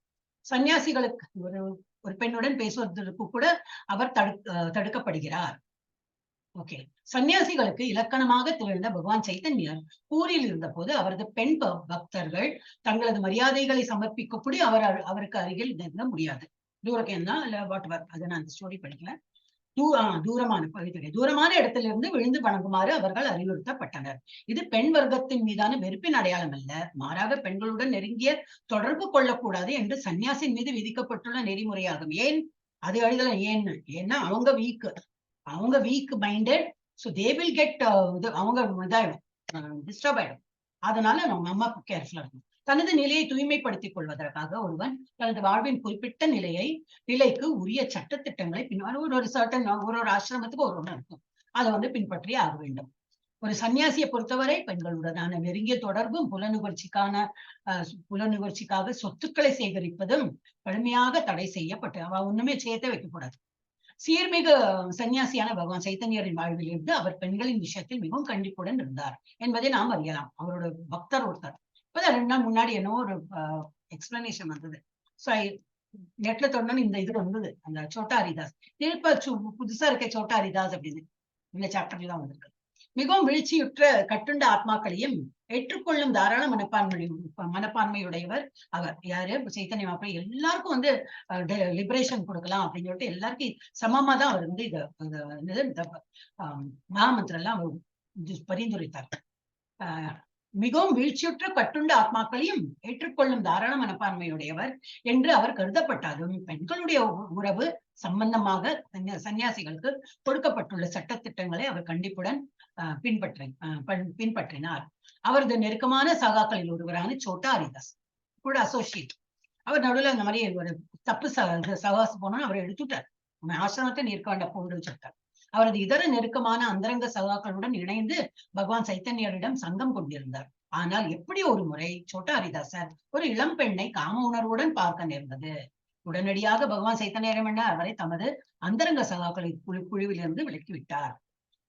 அவ்வளவு வந்து கண்டிப்புடன் இருந்தார் அவர். பகவான் சைத்தன்யர் அவர் கூறினார், ஜட இயற்கையின் பிணைப்பிலிருந்து விடுபட்டு ஆன்மீக இயல்பிற்கும் தன்னை உயர்த்தி கொண்டு முழுமுதற் கடவுளின் திருநாட்டிற்கு திரும்பி செல்ல விருப்பமுடைய எவரும் பௌதிக சொத்துக்களையும் பெண்களையும் புலனின்பத்தின் எண்ணத்துடன் பார்க்க கூடாது. சோ இட் இஸ் வெரி சன்னியாசம் வாங்குறது not a very easy thing. ஏன்னா அது போன நிறைய சட்டத்திட்டங்கள் உண்டு, நிறைய ரெஸ்ட்ரிக்ட் பண்ணும். அது முடியலன்னா திரும்பி அந்த சன்னியாசத்துல திரும்பி கல்யாணம் பண்ணி திரும்பி இதுல வீழ்ச்சி அடைகிறது ரொம்ப கஷ்டம்னு இது. அங்கேயிருந்து எல்லாரும் இப்படி பார்த்து ஒரு மாதிரி சொல்லுவா, நமக்கே வந்து இதா இருக்கும். அதனால ரொம்ப பார்த்துக்கிட்டு ஒருத்தர் சன்னியாசம் வாங்குறான்னு அவ்வளவு கான்பிடன்ஸ் இருந்தா எஸ் நான் வந்து அதை அப்சர்வ் பண்ணுவேன் அப்படிங்கிறதான் போக முடியும். எஸ் அப்புறம் என்னது எனக்கு என்ன நினைந்த சங்கராச்சாரியர்லாம் சின்ன வயசுலயே ரொம்ப சின்ன வயசுல அவள்லாம் வந்து முதலை கால கவித்து நான் போறேன் அப்படின்னு சொல்லிட்டப்போ ஃபுல் அவள் லைஃபே அந்த மாதிரி இதுலதான் இருந்திருக்கா. அவன் ரொம்ப ஸ்ட்ரிக்ட் அண்ட் டிசிப்ளின்டு லைஃப். இப்போ புலனின்ப இருந்தேனா எவரும் பௌதிக சொத்து ஓகே அவர்களை அனுபவிப்பது என்பதல்ல, புலனின்ப எண்ணத்துடன் அவர்களை பார்த்தல் கூட மிகவும் கண்டிக்கப்படுகிறது. அவங்க என்னது பெண்களை தொட்டு பேசினேன் சிரிச்சே அது கூட இல்ல, அவங்க பார்க்க கூட கூடாது. அதுல இருந்தே அவங்க வந்து காம உணர்வு வந்துடும் அவங்களுக்கு. அத்தகைய தவறான ஆசைகளை அனுபவிப்பதற்கு முன்பு அந்த நபர் அதுக்கு முன்னாடி அவங்க வந்து தற்கொலை பண்ணாலும் பரவாயில்லைங்க, அந்த நபர் தற்கொலை செய்து கொள்வது சிறந்தது. இவையெல்லாம் தூய்மைப்படுத்திக் கொள்வதற்கான முறைகள் ஆகும். எஸ், அடுத்தது யாரு மாதாஜி? ஹரே கிருஷ்ணா மாதாஜி. ஜானி மாதாஜி படிங்க. அடுத்த விஷயம் ஞான யோக வியவஸ்திதி அறிவை விருத்தி செய்வதில் ஈடுபடுவதாகும். ஆன்மீக முன்னேற்றம் என்னும் தங்களது உண்மை வாழ்வை மறந்துவிட்ட குடும்பஸ்தர்களுக்கும் மற்றவர்களுக்கும் ஞானத்தை விநியோகிப்பதே சன்னியாசிகளின் வாழ்வாகும். ஒரு சந்நியாசி தனது வாழ்க்கைக்காக வீடு வீடாக சென்று பிச்சை எடுக்க வேண்டும். இருப்பினும் அவர் ஒரு பிச்சைக்காரர் என்று பொருளல்ல. தெய்வீகத்தில் நிலை பெற்றுள்ள ஒருவனது குணங்களில் பணியும் ஒன்றாகும். இத்தகு தாழ்வான அடக்கத்துடன் சந்நியாசி வீடு வீடாக செல்கிறார். உண்மையில் பிச்சை எடுக்கும் நோக்கத்துடன் அல்ல, மாறாக குடும்ப வாழ்வில் உள்ளவர்களை கண்டு அவர்களை கிருஷ்ண உணவிற்கு எடுப்பதற்காகவே. இதுவே சந்நியாசிகளின் கடமை. அவர் உண்மையான முன்னேற்றம் பெற்ற நபராகவும் தனது ஆன்மீக குருவால் கட்டளையிடப்பட்டவராகவும் இருந்தால் கிருஷ்ண உணர்வினை நியாயத்துடனும் முழு அறிவுடனும் அவர் பிரச்சாரம் செய்ய வேண்டும். அவர் அவ்வளவு முன்னேற்றம் அடைந்தவராக இல்லாவிடில் சந்நியாச வாழ்வை ஏற்றிருக்க கூடாது. இருப்பினும் போதிய ஞானமின்றி ஒருவர் சந்நியாச வாழ்வில் ஏற்றிருந்தாலும் கூட அங்கீகரிக்கப்பட்ட ஆன்மீக குருவிடமிருந்து கேட்பதில் தன்னை முழுமையாக ஈடுபடுத்திக் கொள்வதன் மூலம் அவர் ஞானத்தை வளர்க்க முடியும். துறவு நிலையில் இருப்பவர் அல்லது ஒரு சந்நியாசி அச்சமின்மை, சத்வ சம்சுத்தி, தூய்மை மற்றும் ஞான யோகத்தில் அறிவை வளர்ப்பதில் நிலை பெற்றிருக்க வேண்டும். அடுத்த விஷயம் தானம் என்பது குடும்ப வாழ்வினருக்கு ஆனது. இவர்கள் நேர்மையான வழியில் தங்களது வாழ்க்கைக்கான வருமானத்தை சம்பாதித்து அதன் பாதி பங்கினை உலகெங்கும் கிருஷ்ண உணர்வில் பிரசாரம் செய்வதற்காக செலவிட வேண்டும். இப்பணியில் ஈடுபட்டிருக்கும் இயக்கங்களுக்கு இல்லறத்தோர் தானம் அளிக்க வேண்டும். தானம் சரியான நபர்களுக்கு கொடுக்கப்பட வேண்டும். தானத்தில் பல வகை உண்டு. சத்வ, ரஜோ மற்றும் தமோ குணத்தில் செய்யப்படுபவை. இது பின்னர் விளக்கப்படும். சத்வகுணத்தில் தானம் சாஸ்திரங்களின் பரிந்துரைக்கப்பட்டுள்ளது. ஆனால் ரஜோகுணத்திலும் தமோ குணத்திலும் செய்யப்படும் தானங்கள் பரிந்துரைக்கப்படவில்லை. ஏனெனில் அவை வெறும் பண விரயமே. கிருஷ்ண உணர்வில் உலகெங்கும் பிரச்சாரம் செய்வதற்காக மட்டுமே தானம் கொடுக்கப்பட வேண்டும். அத்தகு தானம் சத்வகுணத்தை சார்ந்தது. ஹரே கிருஷ்ணா. ஹரே கிருஷ்ணா. சோ இது வந்து அடுத்த விஷயம் அடுத்த விஷயம் நம்ம என்ன பார்க்கணும் வந்து ஞான யோக வியவஸ்திதி ஆனவரை. அடுத்த விஷயம் ஞான யோக வியவஸ்திதி. அறிவை விருத்தி செய்வது, ஞானத்தை வளர்த்துக்கிறது, அறிவை விருத்தி செய்வதில் ஈடுபடுவதாகும். ஆன்மீக முன்னேற்றம் என்னும் தங்களது உண்மை வாழ்வை மறந்துவிட்ட குடும்பஸ்தர்களும் மற்றவர்களும் ஞானத்தை விநியோகிப்பதே சன்னியாசியின் வாழ்வாகும். சன்னியாசியா இருக்கிறவன் என்னது, அவன் வந்து அவன் விருத்தி பண்றான், அவளுக்கும் வந்து சொல்லிக் கொடுப்பான். வேற அந்த இதுல இருக்காங்க இல்லையா, வேற பிரிவுல இருக்காளே அவளுக்கெல்லாம் வந்து ஞானத்தை சொல்லிக் கொடுக்கறது அவனோட உத்தேசம் இருக்கணும். சோ ஒரு சன்னியாசி தனது வாழ்க்கைக்காக வீடு வீடாக சென்று பிச்சை எடுக்க வேண்டும். இப்ப நம்ம இதுல கூடிய ட்வைஸ் பார்ன், அதனால இப்ப பூனல் போட்டுக்கோங்க அவங்களெல்லாம் வந்து ட்வைஸ் பார்ன் அப்படிம்பாங்க. ஏன்னா 2வது டைமா வந்து பிறவி எடுக்கிறான். நேற்றுக்கு எதுல பார்த்தோம் நம்ம வந்து 5 விதமான தந்தை இருக்கிறார். எதில் படிச்சேன் நான், 5 விதமான தந்தை. ஒண்ணு வந்து பெற்றெடுத்த தந்தை, இன்னொன்னு வந்து இந்த ஆன்மீக குரு ஒரு தந்தை, அப்புறம் இந்த ட்வைஸ் பார்ன் இந்த மாதிரி பூனல் போட்டு இனிஷியேட் பண்றாங்களே அந்த அவர் ஒருத்தர். அப்புறம் வந்து 4வது வந்து இதெல்லாம் கற்றுக் கொடுக்குறார், ஞானத்தை வளர்த்துக்கிறது. அதுதான் 2வது சொன்னேன். அப்படி இன்னும் 5 ரொம்ப அதிசயமா இருந்தது. எல்லாமே சடன்ல ஏதாவது வரும், படிக்கும்போது புதுசா எல்லாம் நாலேஜ் வருது.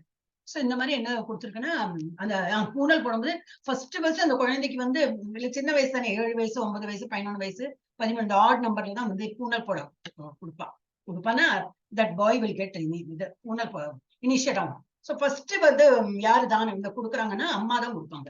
பகவதி பிக்ஷாந்தையும் அந்த குழந்தை சொல்லணும், அம்மா வந்து அந்த அரிசி கொடுப்பாங்க. அது 3 டைம் அப்படி கொடுப்பாங்க.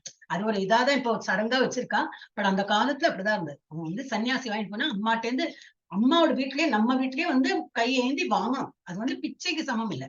அது வந்து அவங்க ஏன்னா அவங்க வந்து சேர்த்து வைக்க முடியாது, அவங்க வேலைக்கு போக முடியாது. சன்னியாசி ஆச்சுன்னா they cannot go to work, they cannot earn money.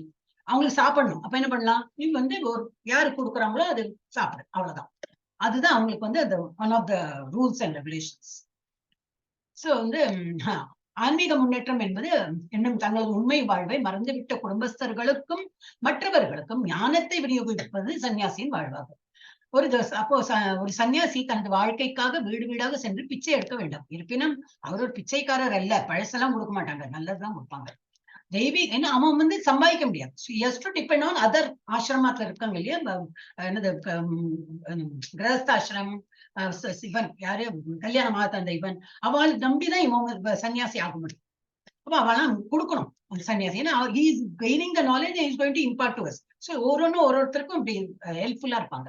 ஒரு சன்னியாசி தனது வாழ்க்கைக்காக வீடு வீடா சென்று பிச்சை எடுக்க வேண்டும். இருப்பினும் அவர் ஒரு பிச்சைக்காரர் என்று பொருள் அல்ல. தெய்வீகத்தில் நிலை பெற்றுள்ள ஒருவனது குணங்களில் பணிவும் ஒன்றாகும். அது வந்து ஹம்பிள்னஸ் வரும். அத்தகைய தாழ்வான அடக்கத்துடன் சன்னியாசி வீடு வீடாக செய்கிறார். ஒரு பிச்சை எடுக்கணும். நம்ம அந்த ஒரு மூவி கூடி வந்தது, நான் பார்த்தேன் அந்த மூவி. அப்கோர்ஸ் இஸ்கான்ல வரதுக்கு முன்னாடி எனக்கு அவருக்கு வந்து ஏதோ க்ரோஸ் ஆஃப் ருபீஸ் என்ன கிடைக்க போறது. சரி, ஆனா நீ வந்து எவ்வளவு டெய்லி அதை செலவாக்கணும். என்னது பிச்சைக்காரன்? பிச்சைக்காரர் தான் அந்த பிச்சை பேரே. சோ அதுல அப்படிதான் எவ்வளவு இதா இருக்கணும் இல்லையா? ஒரு பிச்சைக்காரனா ஆனோம்னா எவ்வளவு அந்த மானம் அவமானம்ல தாங்கிட்டே ஒருத்தவங்க பேச மாட்டான், தள்ளி போ அப்படிமா அப்படின்னா ரொம்ப இதா இருந்தது.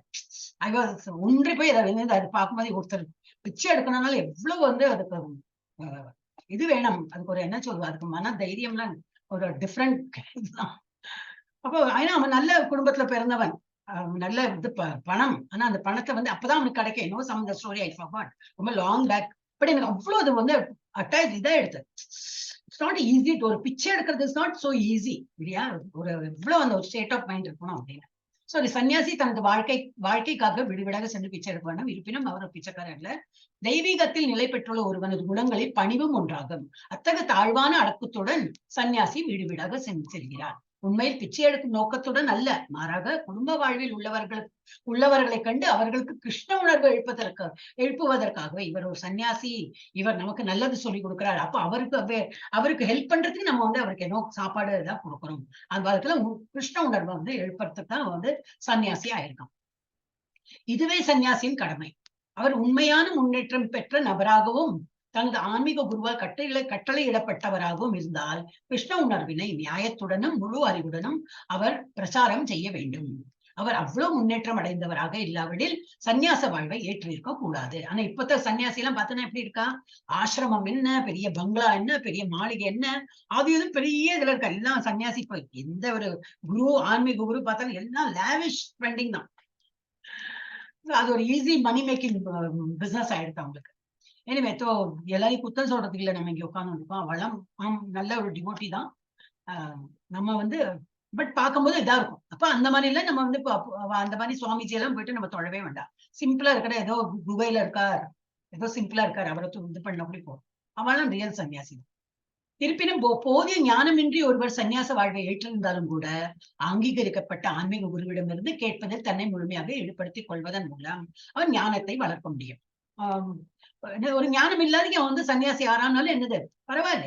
You have decided to become சன்னியாசின்னா உனக்கு பகவான் பேர்ல தான் நம்பிக்கை இருக்கு, வேற இன்னும் டிபெண்ட் பண்ண போதில்லை அப்படின்னா அதுக்கப்புறம் கூட ஞானத்தை வளர்க்கலாம். ஒரு ஆன்மீக குருவை தேடி அவர்கிட்ட ஞானத்தை வளர்த்து அந்த சன்னியாசத்தை அவன் தொடரலாம். ஈடுபடுத்திக் கொள்வதன் மூலம் அவன் ஞானத்தை வளர்க்க முடியும். துறவு நிலையில் இருப்பவர் அல்லது ஒரு சன்னியாசி அச்சமின்மை, சத்துவ சம்சுத்தி, தூய்மை மற்றும் ஞான யோகத்தில் அறிவை வளர்ப்பதில் நிலை பெற்றிருக்க வேண்டும். இதுதான் 3ஆம் வழக்கு கொடுத்திருக்காங்க. அடுத்த விஷயம் என்னது? தானம். தானம்னா என்னது? தானம் என்பது யார் கொடுக்கலாம்? குடும்பஸ்தர். மெயினா விவாதம் என்னது? அது குடும்பஸ்தர் தானே சொல்றோம் இல்லையா? வர்ணாஷ் என்னது அது? கிரகஸ்தன். இந்த வேர்ட்ஸ் எல்லாம் அப்படி சிலப்போ கிரகஸ்தன் கரெக்ட்.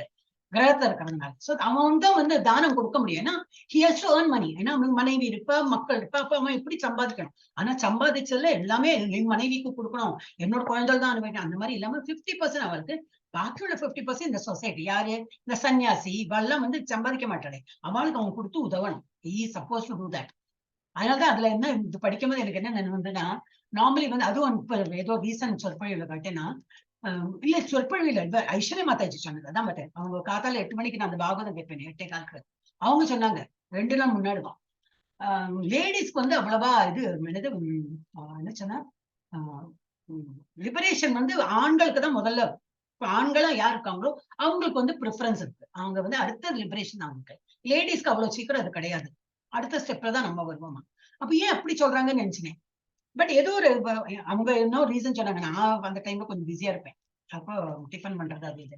பட் நான் இதுக்கு முன்னாடி என்ன படிச்சேன்னா, ஆண்கள் பண்ற வேணும் அந்த கிரகஸ்தாலே என்னன்னா கல்யாணம் பண்ணிக்கிறது என்னத்துக்குன்னா நாட் ஃபார் செக்ஸ் லைஃப்.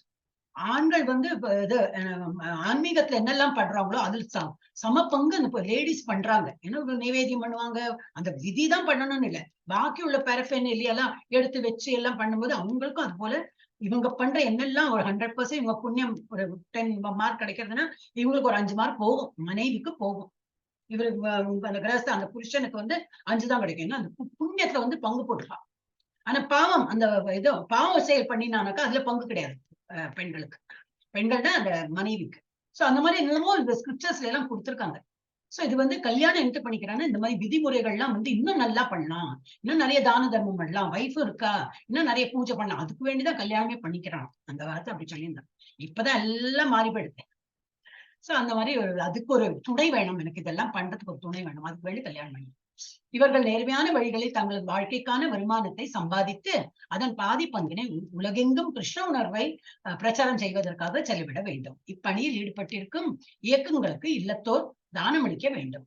அவளால தான் முடியும். தானம் அளிக்க வேண்டும்னா என்ன அர்த்தம்னா அவங்கதான் சம்பாதிக்கிறாங்க, அவங்கதான் கொடுக்க முடியும். அப்புறம் தானம் சரியான நபர்களுக்கு கொடுக்கப்படும். அதெல்லாம் அடுத்த சாப்டர்ல பார்ப்போம். நம்ம தானத்தில் பல வகை உண்டு. சத்வ, ரஜோ அண்ட் தமோ குணத்தில் செய்யப்படுபவை. இது பின்னர் விளக்கப்படும். நான் இதிலே கொடுத்திருக்கேன். சத்துவ குணத்தில் தானம் சாஸ்திரங்களில் பரிந்துரைக்கப்பட்டுள்ளது. ஆனால் ரஜோகுணத்திலையும் தமோ குணத்தை நம்ம தானம் பண்ணோம்னா அது வந்து இட் இஸ் நாட் ரெக்கமெண்டட். செய்யப்படும் தானங்கள் பரிந்துரைக்கப்படவில்லை. ஏனெனில் அவை வெறும் பண விரயங்களே. சும்மா கொடுத்தான்னு பேர் தான், அவனுக்கு பெருமை இருக்குமே தவிர அதுல இருந்து அவனுக்கு ஒன்றும் புண்ணியம் அவனுக்கு ஒன்றும் இது வராது. he will not get any benefit. Krishna உணர்வினை உலகெங்கும் பிரச்சாரம் செய்வதற்காக மட்டுமே தானம் கொடுக்கப்பட வேண்டும். அத்தகு தானம் சத்துவ குணத்தை சாப்பிடுது. எஸ், அடுத்தது யார மாதாஜி? ஜெயந்தி மாதாஜி. ஹரே கிருஷ்ணா மாதாஜி. படிங்க மாதாஜி. கிருஷ்ணா, தம சுய கட்டுப்பாடு என்பதை பொறுத்தவரை இது தர்மத்தின்படி வாழும் அனைவருக்கும் உரியது. இருப்பினும் குறிப்பாக கிரகஸ்தர்களுக்கானதாகும். கிரகஸ்தனுக்கு மனைவி இருக்கும் போதிலும் அவன் தனது புலன்களை காம வாழ்வில் தேவையின்றி உபயோகிக்க கூடாது. இல்லத்தாருக்கும் காம வாழ்வில் கட்டுப்பாடுகள் உள்ளன. குழந்தைகளை பெற்றுக் கொள்வதற்காக மட்டுமே அவர்கள் அதில் ஈடுபட வேண்டும். அவனுக்கு குழந்தைகள் தேவையில்லை என்றால் அவன் மனைவியுடன் காம வாழ்வை அனுபவிக்க கூடாது. கருத்தடை முறைகள் அல்லது இதர கொடூர முறைகளின் மூலம் குழந்தைகளின் பிறப்பை தடுத்து நவீன சமுதாயம் காம வாழ்வினை அனுபவிக்கின்றது. இது தெய்வீக குணம் அல்ல, அசுரத்தனம். யாரேனும் ஆன்மீக வாழ்வில் முன்னேற்றம் பெற விரும்பினால் இல்லறத்தானாக இருந்தாலும் சரி, அவன் தனது காம வாழ்வினை கட்டுப்படுத்துதல் அவசியம். கிருஷ்ணருக்கு தொண்டு செய்வதற்கான நோக்கமின்றி அவன் குழந்தையை பெற்றுக்கொள்ள கூடாது. ஒருவனால் கிருஷ்ண உணர்வில் வளரப்போகும் குழந்தையை பெற்றுக்கொள்ள முடிந்தால் அவன் நூற்றுக்கணக்கான குழந்தைகளை பெறலாம். ஆனால் இந்த தகுதியின்றி வெறும் புலனின்பத்தில் ஈடுபடக்கூடாது. இல்லறத்தவர்களால் செய்யப்படும் மற்றொரு செயல் யாகம். ஏனெனில் யாகம் செய்வதற்கு பெருமளவில் பணம் தேவைப்படுகிறது. வாழ்வின் மற்ற நிலைகளில் இருப்பவர்களான பிரம்மச்சாரிகள், வானப்பிரஸ்தர்கள், சன்னியாசியிடம் பணம் கிடையாது. அவர்கள் யாசித்து வாழ்பவர்கள். எனவே பலவிதமான யாகங்களை செய்தல் குடும்பத்தினர்களுக்கானது. அவர்கள் வேத இலக்கியங்களில் விதிக்கப்பட்டிருக்கும் அக்னி ஹோத்திர யாகம் முதலியவற்றை செய்ய வேண்டும். ஆனால் தற்சமயத்தில் இத்தகைய யாகங்களை நடத்த பெருமளவில் செலவு செய்ய வேண்டியிருப்பதால் எந்த இல்லறத்தானும் இவற்றை செய்வது சாத்தியமல்ல. இந்த யுகத்திற்காக பரிந்துரைக்கப்பட்டுள்ள மிகச்சிறந்த யாகம் சங்கீர்த்தன யாகம் ஆகும். ஹரே கிருஷ்ணா கிருஷ்ண கிருஷ்ண ஹரே ஹரே, ஹரே ராம ராம ராம ஹரே ஹரே எனும் இந்த சங்கீர்த்தன யாகம் மிக சிறந்த யாகமும் செலவுகளற்ற யாகமும் ஆகும். இதை யாரு வேண்டுமானாலும் ஏற்று பலன் பெறலாம்.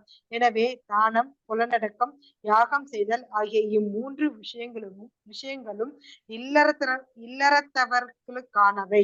ஹரே கிருஷ்ணா மாதாஜி. படிச்சிருங்க. இன்னும் ஒரு பெருசா இருக்கோ? ஓகே ஓகே, சரி சரி, இது முடிச்சோம். நான் மார்க்கெட் போயிட்டு இறங்குறா? ஓகே ஓகே, சரி மாதாஜி. சரிம்மா.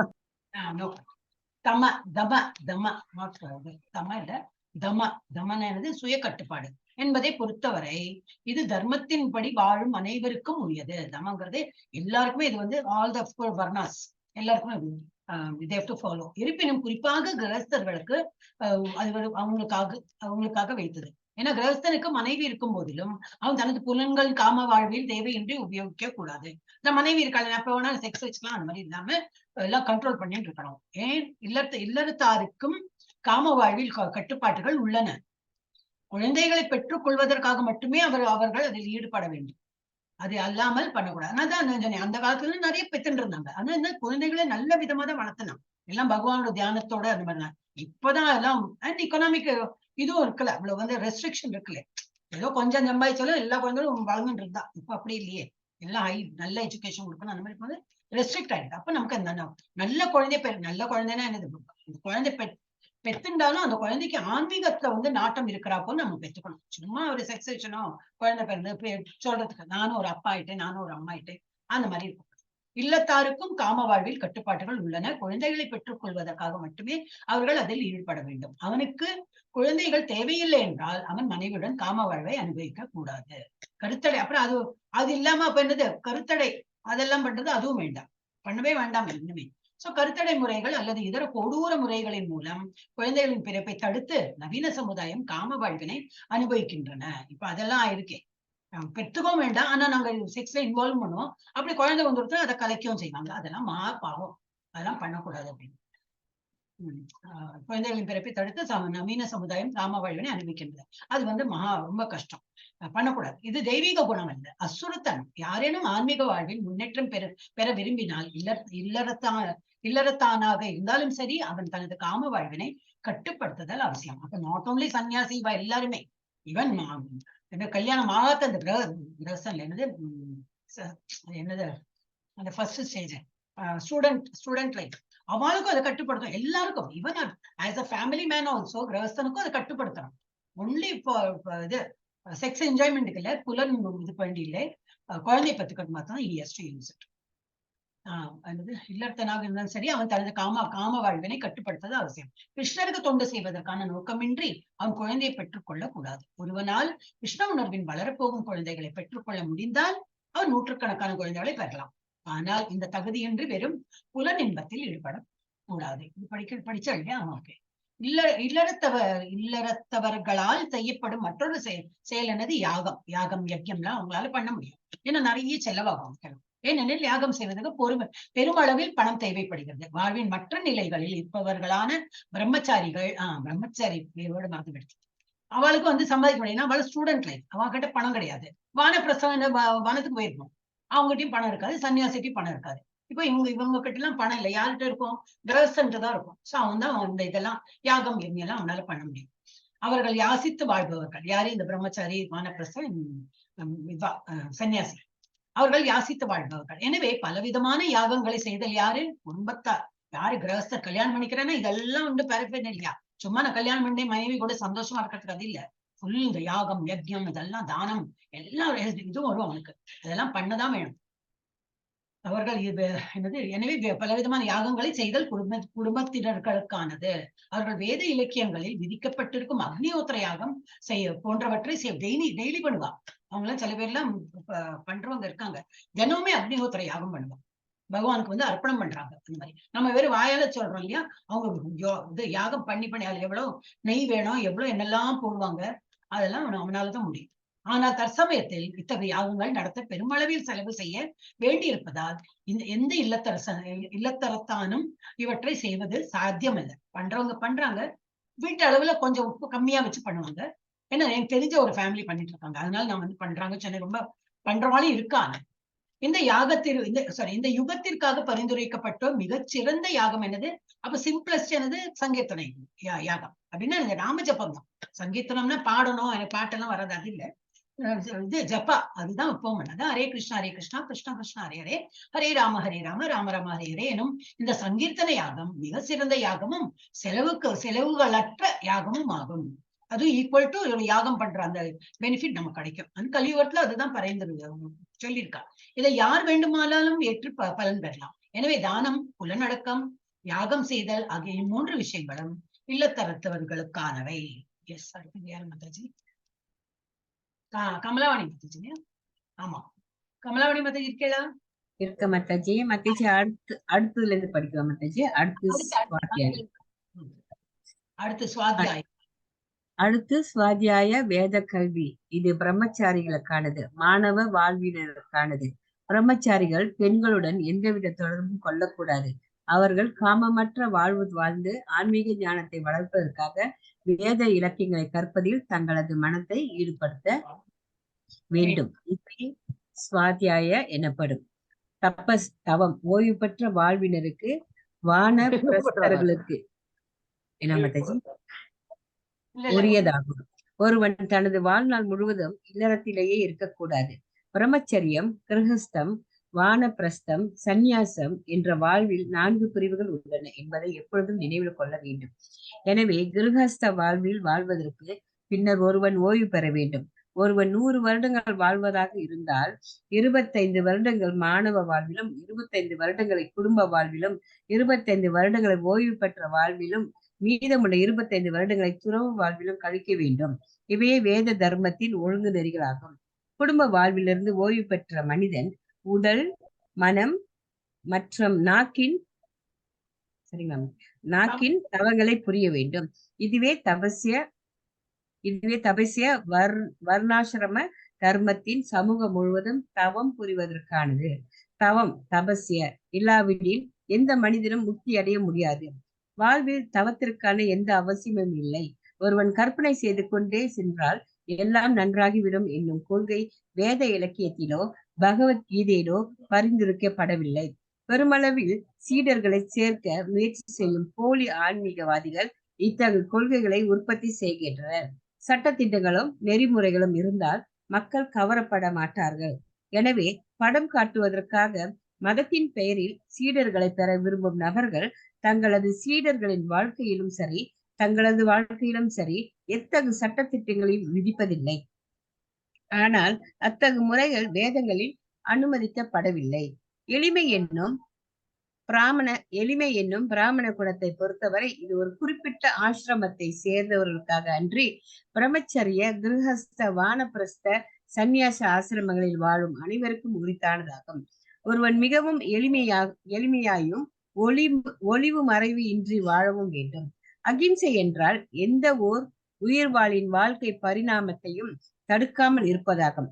உடல் கொல்லப்பட்ட பிறகும் ஆன்ம பொறி ஒருபோதும் மரணம் அடைவதில்லை என்பதன் காரணத்தால் மிருகங்களை புலநுகர்ச்சிக்காக கொள்வதில்லை. எந்த தீங்கும் இல்லை என்று ஒருவன் எண்ணக்கூடாது.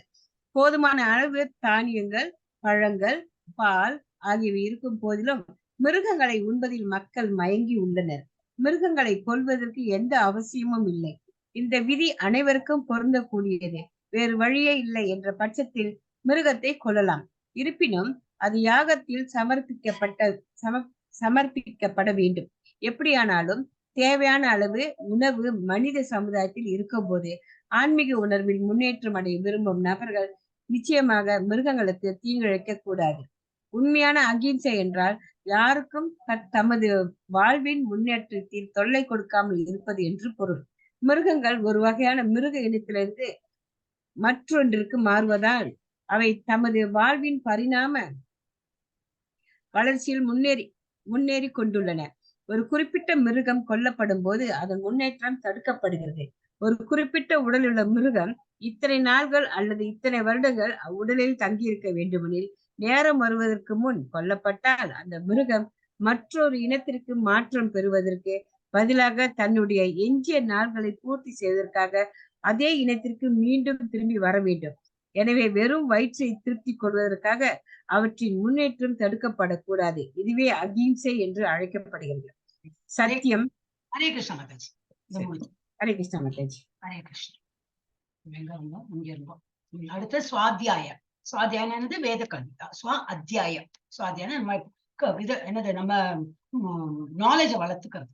சோ வேத கல்வி. இது பிரம்மச்சாரிகள். இப்ப அந்த லெவல் ஸ்டூடெண்ட் லைஃப்ல தான் இதெல்லாம் படிக்க முடியும். சோ பிரம்மச்சாரிகளுக்கானது, மாணவ வாழ்வினருக்கானது. பிரம்மச்சாரிகள் பெண்களுடன் எந்தவித தொடர்பும் கொள்ளக்கூடாது. இதெல்லாம் அந்த காலத்துல எழுதியிருக்க, அதை ஃபாலோ பண்ணணும். இப்பெல்லாம் அந்த டைம்ல தான் எல்லாம் அங்கேதான் ஆரம்பிக்கிறது. மாணவ பருவத்துலதான் இதெல்லாம் ஆரம்பிக்கிறாங்க. எனவே எழுதியிருக்க என்ன ஸ்கிரிப்சர்ல எழுதியிருக்கோ அதை நம்ம படிக்கணும். அவர்கள் காமமற்ற வாழ்வு வாழ்ந்து ஆன்மீக ஞானத்தை வளர்ப்பதற்காக வேத இலக்கியங்களை கற்பதில் தங்களது மனதை ஈடுபடுத்த வேண்டும். இதுவே சுவாத்தியாயம் எனப்படும். ஆனா இப்ப என்ன எடுத்து எல்லாம் உள்ட்டா, அப்பதான் ஃப்ரீடம் எங்களுக்கு அப்படின்னு சொல்லிட்டு எல்லாம் தெரியுது. எனவே தபஸ், அப்புறம் என்னது? Strict following the rules. தபஸ் இப்ப நம்ம கிளாஸ் அட்டன் பண்றோமே அந்த மாதிரிதான். இல்ல இவ்வளவு ஜப்பா பண்றோம், காலையில எழுந்துக்கிறோம், இதெல்லாம் ஒரு தபஸ் மாதிரி நம்ம வந்து ஸ்ட்ரிக்ட் அண்ட் ரூலை ஃபாலோ பண்றோமே, அதுதான் வந்து தவம். ஓய்வு பெற்றவினருக்கு, அதாவது வானப்பிரஸ்தர்களுக்கு உரியதாகும். ஒருவன் தனது வாழ்நாள் முழுவதும் இல்லறத்திலேயே இருக்கக்கூடாது. பிரம்மச்சரியம், கிரகஸ்தம், வானப்பிரஸ்தம், சந்நியாசம் என்ற வாழ்வில் 4 பிரிவுகள் உள்ளன என்பதை எப்பொழுதும் நினைவில் கொள்ள வேண்டும். எனவே ஒருத்தன் வந்து ஸ்டூடெண்ட் லைஃப் எப்படி இருக்கும், உனக்கு பிரம்மச்சரியம் அப்புறம் கிரகஸ்தன் ஆயிட்டோன்னா அப்புறம் கிரகஸ்திலேயே இருக்கும். You will not come out of the grihastha. என்னதான் அர்த்தம்னா, not that we have to literally go to வானப்பிரஸ்தத்துக்கு லிட்டரலி நம்ம வந்து வானத்துல போய் இருக்கணும், அது இல்ல. வானப்பிரஸ்தம் இருக்கிற போல வீட்டுல பழகணும். அடுத்த ஜெனரேஷன் வந்தாச்சு, அவ எடுத்து நடத்தட்டும், நம்ம சும்மா உட்கார்ந்து இருக்கணும். நமக்கு ஒரு இடம் கொடுத்துருக்கா, சாப்பாடு கிடைக்கிறது, மேல கூரை இருக்கு, சாஞ்சுக்கிறதுக்கு சவுர் இருக்கு, அந்த மாதிரி சொல்லுவாங்களே, அந்த மாதிரி இருந்து நம்ம வந்து ரெஸ்பான்சிபிலிட்டி கொடுத்து நம்ம ஃப்ரீ ஆயிடணும். அதுதான் வந்து ரிலாக்ஸிங் லைஃப். இந்த வானத்துல போயிட்டு ரெஸ்ட் எடுக்கிறது, வீட்லயே வனப்பிரஸ்தம் வந்து இது பண்ணலாம். அப்புறம் இது சன்னியாசமே இஸ் டிஃபரெண்ட் இது. பட் வனப்பிரஸ்தம் நம்ம வீட்லயே பழகலாம். அப்புறம் ஒரு 60 வயசுல எல்லாம் வந்துன்னா குழந்தைல பெரியவாளா இருப்பாங்க. அந்த டைம் நாட் நெசசரி, அந்த டைம்ல எல்லாரோட குழந்தைகள் பெரியவாள் ஆயிருப்பா. ஏன்னா அடுத்த ஜெனரேஷன் வந்தாச்சுன்னா கிவ் யோர் கீஸ், எல்லா கீஸும் அவ பாத்துக்கிட்டோம், எல்லா கீயும் அவள்கிட்ட கொடுத்துட்டு சாவி எல்லாம் கொடுத்து நீங்க பாத்துங்க சொல்லிட்டு விட்டுவிடும். நம்ம வந்து அவள் தொந்தரவும் இல்லாம இருந்தோம். அதுதான் இங்க கொடுத்துருக்கு. பிரிவுகள் உள்ளன என்பதை எப்பொழுதும் நினைவில் கொள்ள வேண்டும். இந்த 4 பிரிவுகள் உள்ளன. நம்ம பிரம்மச்சரியல இருந்து கிரகஸ்தா வந்தாச்சு, கிரகஸ்தால இருந்து அடுத்த ஸ்டேஜில் போகணும்னு சொல்லிட்டு நமக்கு வந்து எப்போ நினைவு இருக்கணும். எனவே கிரகஸ்த வாழ்விற்கு பின்னர் ஒருவன் ஓய்வு பெற வேண்டும். ஓய்வுனா இதுதான் ஓய்வு, இல்லடா சும்மா அப்படி கால நீட்டு அது இல்ல. ரெஸ்பான்சிபிலிட்டியை வந்து இன்னொருத்தருக்கு டெலிகேட் பண்ணி he should be free from the responsibilities. Tension இல்ல அவ்வளவு. எனவே கிரகஸ்த வாழ்க்கையினா ஒருவன் ஓய்வு பெற வேண்டும். ஒருவன் 100 வருடங்கள் வாழ்வதாக இருந்தால் அது தெரியாது நமக்கு தான். அதனால 25 கொடுத்திருக்காங்க, நமக்கு அது தெரியாது. So as earlier the better நம்ம வந்து ஹேண்ட் ஓவர் பண்ணிடணும். 25 வருடங்களை மாணவ வாழ்விலும், 25 வருடங்களை குடும்ப வாழ்விலும், 25 வருடங்களை ஓய்வு பெற்ற வாழ்விலும், மீதமுள்ள 25 வருடங்கள் துறவு வாழ்விலும் படிக்க வேண்டும். ஆனா இப்பதான் 100 எல்லாம் சொல்லவே முடியாது, எப்ப வேணா போயிடுவா. இவையே வேத தர்மத்தின் ஒழுங்கு நெறிகளாகும். குடும்ப வாழ்வில் இருந்து ஓய்வு பெற்ற மனிதன் உடல், மனம் மற்றும் நாக்கின் தவங்களை புரிய வேண்டும். உடலால தவம் புரியறதுக்கு மனசாலே தவம். நாக்கு கண்ட்ரோல் பண்ணோம். ஒரு வயசுக்கு அப்புறம்லாம் கண்டிப்பா ஒரு வயசுக்கு அப்புறம் என்ன நம்ம டிபெண்ட் பண்ணிட்டு இருக்கோம். அந்த டைம்ல நான்லாம் இருக்கும்போது எவ்வளவுலாம் சமைச்சிருந்தேன், எவ்வளவுதான் சாப்பிட்டு எல்லாம் குத்தெல்லாம் கண்டுபிடிக்கிறேன். எதை போடுறாலும் ஏன்னா கம்மியா சாப்பிடணும் போரும். அதான் ஏகாதசி தான் வந்துட்டே இருக்கு நமக்கு. 15 நாள்ல ஒரு நாளைக்கு ஏகாதசி வருது. எப்படி கண்ட்ரோல் பண்ணியிருந்தானே இருக்கும். அந்த மாதிரி ஒரு கட்டுப்பாட்டுல இருக்கும். நாக்கையும் தவங்களை நாக்கி கண்ட்ரோல் பண்ணும் மற்றும் நாக்கின் தவங்களை புரிய வேண்டும். இதுவே தபஸ்ய. வர்ணாசிரம தர்மத்தில் சமூகம் முழுவதும் வர்ணாசிரம தர்மத்தில் சமூகம் முழுவதும் தவம் புரிவதற்கானது. சமூகம் முழுவதும் இதெல்லாமே தவம் புரியணும். தவம் தபஸ்யா இல்லாவிடில் எந்த மனிதனும் முக்தி அடைய முடியாது. தபஸ் வந்து மேற்கொள்ளதான். அது எல்லா தபஸும் இருக்கலாம். எனிதிங் திருட நிச்சயத்தோட நம்ம பண்ணணும்னு நினைக்கிறோம் இல்லையா, அதுதான் தவம். இந்த இது சாப்பிடக்கூடாது, நான்வெஜ் நம்ம நினைச்சோம்னா அதுதான் தபஸ். இவ்வளவு மேல நான் ஜபிப்பேன் அந்த மாதிரி நினைச்சோன்னா அதுவும் தபஸ். கிளாஸ் அட்டென்ட் பண்ணுவேன் நினைச்சா அதுவும் தபஸ். Anything you take a firm decision, அது வந்து தபஸ். அந்த நிலையில தான் என்ன தவம் பண்றோம் அந்த மாதிரிதான் இருப்பாங்க. ஒரு ஃபர்ம் டிசிஷனோட பண்ணலாம். இல்லாவிடில் எந்த மனிதனும் முக்தி அடைய முடியாது. வாழ்வில் தவத்திற்கான எந்த அவசியமும் இல்லை. ஒருவன் கற்பனை செய்து கொண்டே சென்றால் எல்லாம் நன்றாகிவிடும் என்னும் கொள்கை வேத இலக்கியத்திலோ பகவத்கீதையிலோ பரிந்துரைக்கப்படவில்லை. பெருமளவில் சீடர்களை சேர்க்க முயற்சி செய்யும் போலி ஆன்மீகவாதிகள் இத்தகைய கொள்கைகளை உற்பத்தி செய்கின்றனர். நமக்கு வேண்டாம். சட்டத்திட்டங்களும் நெறிமுறைகளும் இருந்தால் மக்கள் கவரப்பட மாட்டார்கள். எனவே படம் காட்டுவதற்காக மதத்தின் பெயரில் சீடர்களை பெற விரும்பும் நபர்கள் தங்களது சீடர்களின் வாழ்க்கையிலும் சரி தங்களது வாழ்க்கையிலும் சரி எத்தகைய சட்டத்திட்டங்களை விதிப்பதில்லை. யாராவது சேரணும்னா ஒரு லிபரலா இருந்தா தானே. ஏன் போய் இஸ்கான்ல ஏன் நிறைய ரெஸ்ட்ரிக்ஷன் வச்சிருக்கா, அதனால ரொம்ப கம்மி பேர் வரா. இப்போ நம்ம கொஞ்சம் கலப்படத்துலதான் இருக்கும். முன்னாடி எல்லாம் என்னடி பிரபு ரொம்ப ஸ்ட்ரிக்டா சொல்லிட்டு இருந்தார். அப்புறம் யாரும் வரமாட்ட பிரபுஜி இப்படி எல்லாம் நீங்க பிரச்சாரம் பண்ணாலும் யாரும் நம்ம இஸ்கான்ல வரமாட்டா சொல்லி இப்ப கொஞ்சம் கம்மி பண்ணிட்டேன். நானே சொல்லியா நம்ம இதுல தாலியிலேயே சிவனை வச்சிருக்கேன், என்ன பண்றது இல்ல அது ஓகே அப்படின்னு. ஒண்ணு கிருஷ்ணனை பேச வைங்க, பாக்கி எல்லாம் சரி ஓகே சார். அதுக்கு சிவனை தூக்கி எல்லாம் சொல்ல முடியாது. நம்ம சிவனை தான் வந்து பூஜை பண்ணியிருந்தோம், பிறந்ததுல இருந்து பண்ணிட்டு தான் இருக்கும். ஆனா அதுக்குன்னு கிருஷ்ணனையும் நம்ம ஒதுக்கவே இல்லையே. சின்னதுல இருந்து கிருஷ்ணனையும் வழிபடுறோம், ஆஞ்சநேயர் பண்ணுவோம், கணபதி எல்லாம் தான் வேணும். தேவி யாரை விடுறோம் நம்ம எல்லாம் நமக்கு வேணும். அத்தகைய சரி தங்களது வாழ்க்கையிலும் சரி எத்தகைய சட்டத்திட்டங்களையும் அவங்க வந்து விதிக்கிறது. ஏன்னா அவளுக்கு வந்து ஆசிரமம் நன்னா வளரணும், நிறைய பக்தர்கள் வரணும், பணம் நிறைய கிடைக்கும், அப்ப லிபரல் ஆகிட்டே போறாங்க. ஆனால் அத்தகைய முறைகள் வேதங்களில் அனுமதிக்கப்படவில்லை. அந்த நோக்கத்தோட பண்ணும்போது இட் கேனாட் டூ இட். எளிமை என்னும் பிராமண குணத்தை பொறுத்தவரை இது ஒரு குறிப்பிட்ட ஆசிரமத்தை சேர்ந்தவர்களுக்காக அன்றி பிரம்மச்சரிய கிரகஸ்த வானப்பிரஸ்த சந்நியாச ஆசிரமங்களில் இது படிச்சா இல்லையா மாதாஜி? படிச்சாங்க. ஆசிரமங்களில் வாழும் அனைவருக்கும் உரித்தானதாகும். எளிமையா அந்த சிம்பிளிசிட்டி. ஒருவன் மிகவும் எளிமையாகவும் ஒளிவு மறைவின்றியும் வாழ வேண்டும். நாட் ஓன்லி அவுட்வர்ட்லி எளிமை, சின்ன ரொம்ப கம்மி துணி போட்டாலும் எளிமையா தெரியல. பேசிக்காவே we should not have any என்னது பெருமை அதெல்லாம் இல்லாம எளிமையா இருக்கு. அப்புறம் அஹிம்சை. அஹிம்சை படிச்சாங்க மாதாஜி. அஹிம்சை என்றால் எந்த ஒரு உயிர் வாழின் வாழ்க்கை பரிணாமத்தையும் தடுக்காமல் இருப்பதாகும். உடல் கொல்லப்பட்ட பிறகு ஆன்ம பொறி ஒருபோதும் மரணம் அடைவதில்லை என்பதன் காரணத்தால் மிருகங்களை புலனுகர்ச்சிக்காக கொள்வதில் நமக்கு அந்த டேஸ்ட் பட் இருக்கு. அந்த சிக்கனை கொல்லணும், சிக்கன்னா கோழி தானே இல்லையா? அப்ப வந்து அது கொல்லறது பாவம் தானே. மீனை கொல்லாலும் அதுவும் பாவம். ஒரு முட்டை அதுவும் பாவம் தான். எல்லாத்தையும் வந்து அது கரு தானே, அதையே அழிச்சு விடணும் அந்த மாதிரி. So anything nonveg is not advise. So ஆன்மப்பொறி ஒருபோதும் உடல் கொல்லப்பட்ட பிறகும் ஆன்மப்பொறி ஒருபோதும் மரணம் அடைவதில்லை என்பதன் காரணத்தால் மிருகங்களை புலனுகர்ச்சிக்காக கொள்வதில் எந்த தீங்கும் இல்லை என்று ஒருவன் எண்ணக்கூடாது. போதுமான அளவு தானியங்கள் எல்லாமே இருக்கு. பிரபுபாதம் நிறைய இதுல கொடுத்திருக்காரு. ஈஷோபநிஷத் தொடர்ந்தா இதுதான் டாபிக்.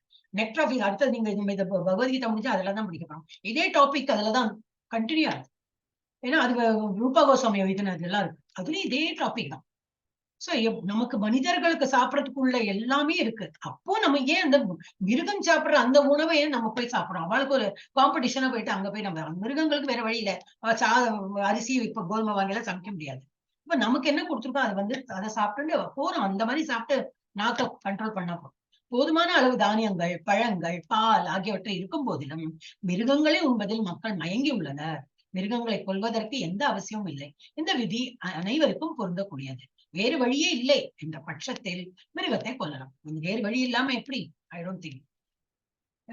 அந்த மாதிரி ஒரு ஊர்ல இருக்கும், ஒண்ணுமே கிடைக்க, பாலும் இல்ல, வெஜிடபிள் எல்லாம் இல்ல, இப்படி அந்த மாதிரி இருக்கும் அவங்களுக்கு தெரியாது.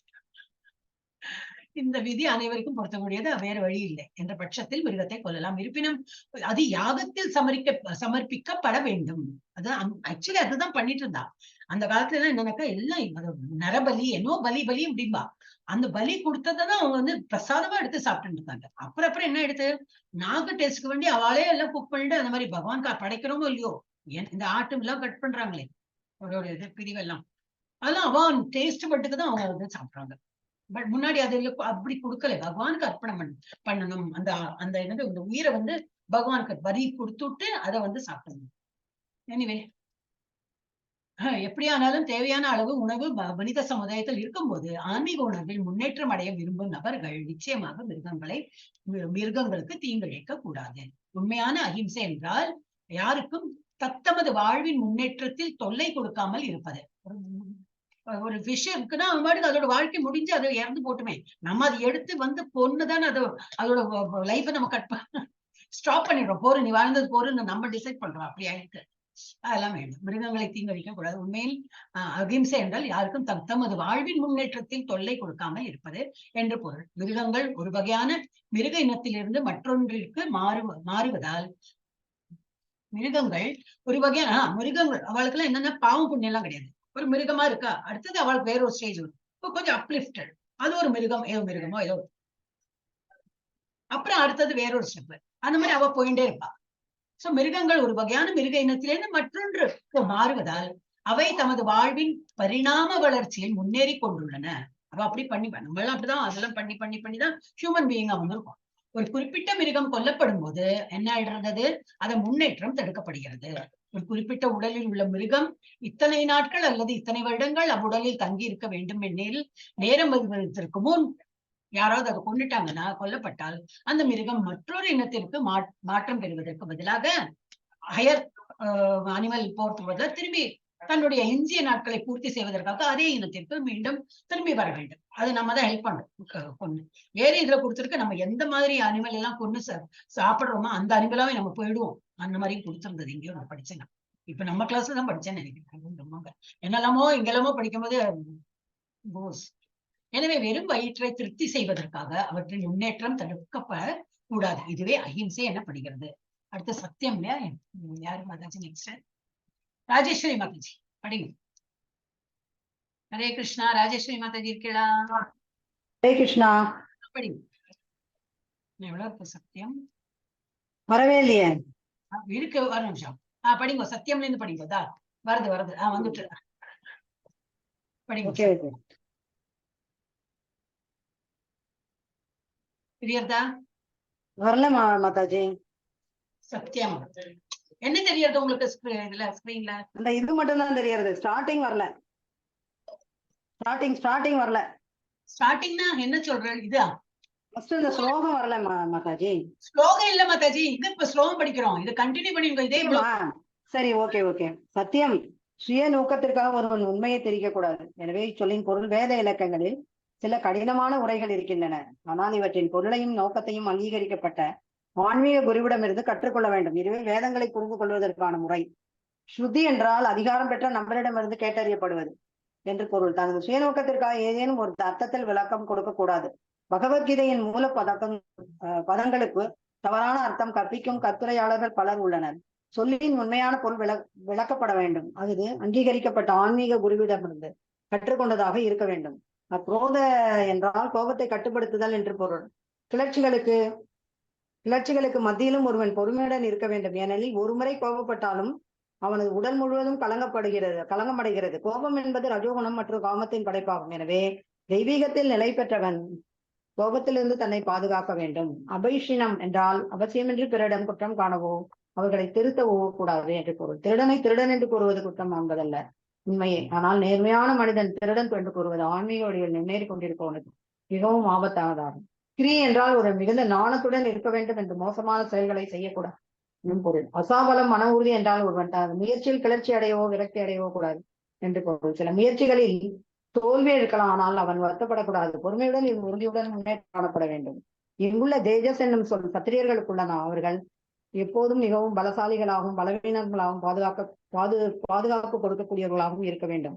அகிம்சைவாதிகளாக தங்களை காட்டிக் கொள்ளக்கூடாது. ஹிம்சை தேவைப்பட்டால் அவர்கள் தன்னை வெளிப்படுத்த வேண்டும்.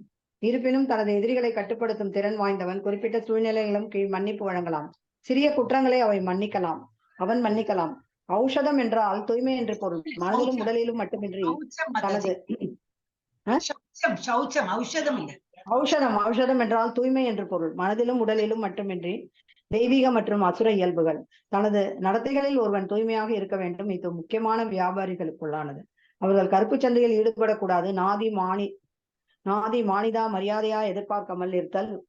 இதுவே நெறிகளின் 4 வர்ணங்களில் ஆழ்ந்த விரிவாக கருத்தப்படும். தொழிலாளி வகுப்பினரான சூத்திரர்களுக்கு ஏற்றது. அவர்கள் தேவையற்ற பெருமையும் கர்வமும் இன்றி தங்களது சுயநிலையில் இருக்க வேண்டும். சமூக நிலை தக்க வைப்பதற்காக உயர் வகுப்பினர்களுக்கு மதிப்பு கொடுத்தல் சூத்திரர்களின் கடமையாகும். இங்கே குறிப்பிட்டுள்ள 26 குணங்களும் தெய்வீக குணங்களின் பல்வேறு வர்ணம் மற்றும் ஆசிரமத்திற்கு ஏற்றார் போய் விருத்தி செய்து கொள்ளப்பட வேண்டும். இதன் விளக்கம் என்னவெனில் ஜட சூழ்நிலைகளில் தூய்மையானவென்றால் எல்லா பிரிவுகளும் சேர்ந்த மனிதர்களாலும் இந்த குணங்கள் வளர்க்கப்பட்டால் பின்னர் படிப்படியாக ஆன்மீக உணர்வின் உயர்தளத்திற்கு உயர்வது சாத்தியம். ஹரே கிருஷ்ணா. பயங்கர ஸ்பீடு மாதாஜி உங்களோட. எனக்கு கண்ணு கூட அவ்வளவு போல. எங்க போய் எடுத்து மாதாஜி எங்க படிக்கிறாங்க நான் தேடின்னு இருக்கேன். எனக்கு கண்ணு அவ்வளவு ஸ்பீடா போக மாட்டேன்னு உங்களை வாய் எவ்வளவு ஸ்பீடா படிக்கிறாங்க. Okay, Hare Krishna. Blessed. Okay, சத்தியம் எனக்கு தமிழ்லாம் வரவே வராது. தமிழ்ல ரொம்ப இதுதான் கடப்படான்னு. எனவே சத்தியம்னா நமக்கு தெரியும். என்ன எளிமையா இருந்தா கூட சத்தியம் பேசணும், அவ்வளவுதான். சுய நோக்கத்திற்காக ஒருவன் உண்மையை திரிக்க கூடாது. என்ன உண்டோ அது சொல்லணும். குழந்தைகளுக்கு அதானே சொல்லிக் கொடுக்கணும். என்ன வரும், ஒரு அடி கொடுப்பாங்க, அவ்வளவுதானே. ஆனா உண்மைதான் பேசணும் என்பதே இச்சொல்லின் பொருள். வேத இலக்கியங்களில் சில கடினமான உரைகள் இருக்கின்றன. ஆனால் இவற்றின் பொருளையும் நோக்கத்தையும் அங்கீகரிக்கப்பட்ட ஆன்மீக குருவிடமிருந்து கற்றுக்கொள்ள வேண்டும். வேத இலக்கியங்கள் இன்னும் சில கடினமான உரைகள், புரியாத உரைகள் இருக்கும். என்ன அர்த்தம்? கடினமான உரைகள்னா என்ன அர்த்தம்? புரிஞ்சுக்கிறதுக்கு கடினமா இல்ல ஃபாலோ பண்றதுக்கு கடினமா? எனக்கு புரியல அது. அதெல்லாமே வந்து ஒரு ஆங்கீகரிக்க குருட்டே இருந்து நம்ம வந்து கற்று என்ன உண்டோ அதைதான் படிக்கணுமே தவிர அப்ப நமக்கு சௌரியமா இருக்கிற போல அதுக்கு ஒரு கயிறு திரிச்சு நம்ம வந்து அந்த மாதிரி எல்லாம் படிக்கக்கூடிய எது உண்டோ அது படிக்கணும். இதுவே வேதங்களை புரிந்து கொள்வதற்கான முறை. ஸ்ருதி காதல் கேட்கறது என்றால் அதிகாரம் பெற்ற நபர்களிடமிருந்து கேட்டறியப்படுவது என்று பொருள். ஆனாலும் ஸ்ருத்தினாலும் மெயினா என்ன கேட்டறியதான் கேள்வி ஞானம். தனது சுயநோக்கத்திற்காக ஏதேனும் ஒரு அர்த்தத்தில் விளக்கம் கொடுக்க கூடாது. பகவத்கீதையின் மூல பதங்களுக்கு தவறான அர்த்தம் கற்பிக்கும் கருத்துரையாளர்கள் பலர் உள்ளனர். தான் பகவத்கீதான் தொடங்கினா நிறைய இருக்கும். எவ்வளவு என்னது காஸ்ட் வேணும், 20 ரூபாய் 20 ரூபாய்க்கு வாங்கணுமா 50 ரூபாய், அதெல்லாம் பணத்தோட இதுல வந்து விற்பா. அதெல்லாம் நம்ம அப்படி பார்க்க கூடாது. அங்கீகரிக்கப்பட்ட ஆன்மீகம் யார் எழுதியிருக்காங்க பார்க்கணும். அவ எழுதின அந்த பரம்பரை சிஸ்டம்ல வந்திருக்காங்க, அதை வந்து அந்த மாதிரி புக்கை வாங்கலாம். கருத்துரையாளர்கள் பலர் உள்ளனர். சொல்லின் உண்மையான பொருள் விளக்கப்பட வேண்டும். அது அங்கீகரிக்கப்பட்ட ஆன்மீக குருவிடமிருந்து கற்றுக்கொண்டதாக வேண்டும். அப்ப இதெல்லாம் வந்து ஆன்மீக குரு வேணும், அங்கீகரிக்கப்பட்ட ஆன்மீக குரு, அப்புறம் அந்த அவரோட வம்சம் எந்த மாதிரி இதுல வந்திருக்காங்க, பரம்பரை சிஸ்டம் என்னதுன்னு பார்த்துட்டு அது பண்ணும். ஏன்னா அதுலயும் இருக்கு இல்லையா, பிலாசபி வேறுபடும். சங்கராச்சாரிய பிலாசபியும் வந்து அதுவும் ஒரு இதுதான் என்னது, ஒரு ஆன்மீகத்துல இருந்து வந்து என்னது குரு சிஷ்ய பரம்பரையில தான் வரும். நம்மளோட குரு சிஷ்யா தான். ஆனா ரெண்டும் வேறுபடும். அவ வந்து இந்த வாதிகள் என்னது அருவவாதிகள், நம்ம ரூபம் வச்சு வழிபடுறோம். நமக்கு கொஞ்சம் கஷ்டமா இருக்கும். அது வந்து அதுல ஜம்ப் பண்றது கஷ்டமா இருக்கும். அவளுக்கு இது வந்து அக்செப்ட் பண்றதுக்கு கஷ்டமா இருக்கும். ரொம்ப அவளுக்கு கடினமா இருக்கு. அவ வந்து வேற கான்சியஸ் லெவல்ல அவங்க வந்து திங்க் பண்ணி பேசுவாங்க. ஏன்னா அப்ப அதெல்லாம் நம்ம பார்த்துதான் ஆகணும். அப்ப நம்ம ஒரு பெஸ்ட் பிளேஸ்ல என்ன இருக்கும், நம்ம குருவே எழுதியிருக்காரு, பிரபுபாதா எழுதியிருக்காரு. அப்ப பிரபுபாதா புக்கு வாங்கி படிக்கிறதா ஈஸியா இருக்கும். அக்ரோத என்றால் கோபத்தை கட்டுப்படுத்தல். குரோதனா கோபம், அக்ரோத கோபத்தை கட்டுப்படுத்தல் என்று பொருள். கிளர்ச்சிகளுக்கு மத்தியிலும் ஒருவன் பொறுமையுடன் இருக்க வேண்டும். நம்மளை தூண்டி விடுறதுக்கு நிறைய பேர் இருப்பாங்க, கோபத்தை கிளப்பி விடுறதுக்கு. ஆனால் என்ன, நம்மள சொல்லல அப்படின்னு சொல்லிட்டு தொடச்சுட்டு போயிட்டே இருக்கிறது. ஏனெனில் ஒருமுறை கோபப்பட்டாலும் அவனுக்கு உடல் முழுவதும் கலங்கமடைகிறது. ஏதோ ஒரு இதுல கூட நம்ம பார்த்தோம் இல்லையா, நம்ம இது ஏதோ வாதாடுதுல என்ன அது பேரு, சாவித்ரி அல்ல, அவ வந்து சரி ஹஸ்பண்ட் நல்ல இதுதான் சொல்றது கரெக்ட் தான் அப்படின்னு. அப்ப சரி இது வந்து சங்கராச்சாரிய ஸ்டோரியில தான் வருதுன்னு நினைக்கிறேன். அப்ப வாதாடுறாங்க. அப்ப வாதிடும் போது யாரு வந்து ஜட்ஜா இருப்பா அப்படின்னு சொன்னோன்னா, இவர் யாரு, அந்த எந்த ஆச்சாரியரோட மனைவி இருக்காலும் அந்த ஆச்சாரியோட மனைவி கிட்ட சொல்ல நீங்களே வந்து சொல்லுங்க. அப்படி பார்த்தா என்னன்னாக்கா அவர் எப்பவுமே வந்து ஆச்சாரியோட வைஃப் தானே, அப்ப ஆச்சாரியர் என்னோட ஹஸ்பண்ட் தான் கரெக்ட்னு சொல்லலாம். அப்படி எந்த ஸ்டோரின்னு மறந்து எடுத்து அப்ப வந்து 2 பேரும் உட்கார்ந்துருக்காங்க. சங்கராச்சாரியரும் ஐ திங்க் யாரோ 2 அணிலே உட்கார்ந்து இருக்காங்க. 2 பேருக்கும் மாலை போட்டு. அப்போ என்ன மாலை நம்ம போடுவோம் இல்லையா, அந்த மாலை. சரி அவங்க வந்து வாதாட ஆரம்பிச்சாச்சு. அதுல என்னன்னா கோபம் வராம அது வந்து வாக்குவாதம் பண்ணிட்டு இருக்கோம். யாருக்கு கோபம் வருதோ என்ன ஆகுனாக்கா உடம்பு சூடு வரும். அப்ப யாரோட மாலை வந்து ஃபர்ஸ்ட் கருக்கிறதோ அவங்க வந்து தோத்து போனாங்க. அப்படிதான். ஏன்னா 2 பேரும் ஸ்டால்வர்ட்ஸ் நல்லா ஆர்கியூ பண்றாங்க. இவர் சொல்றதும் கரெக்ட் தோணும், அவர் சொல்றதும் கரெக்ட். மக்களுக்கு தெரிய மாட்டேங்கிறது எதுதான் யாருதான் ஜெயிக்க போறாங்கன்னு. அப்ப இதுதான் தோல்வி.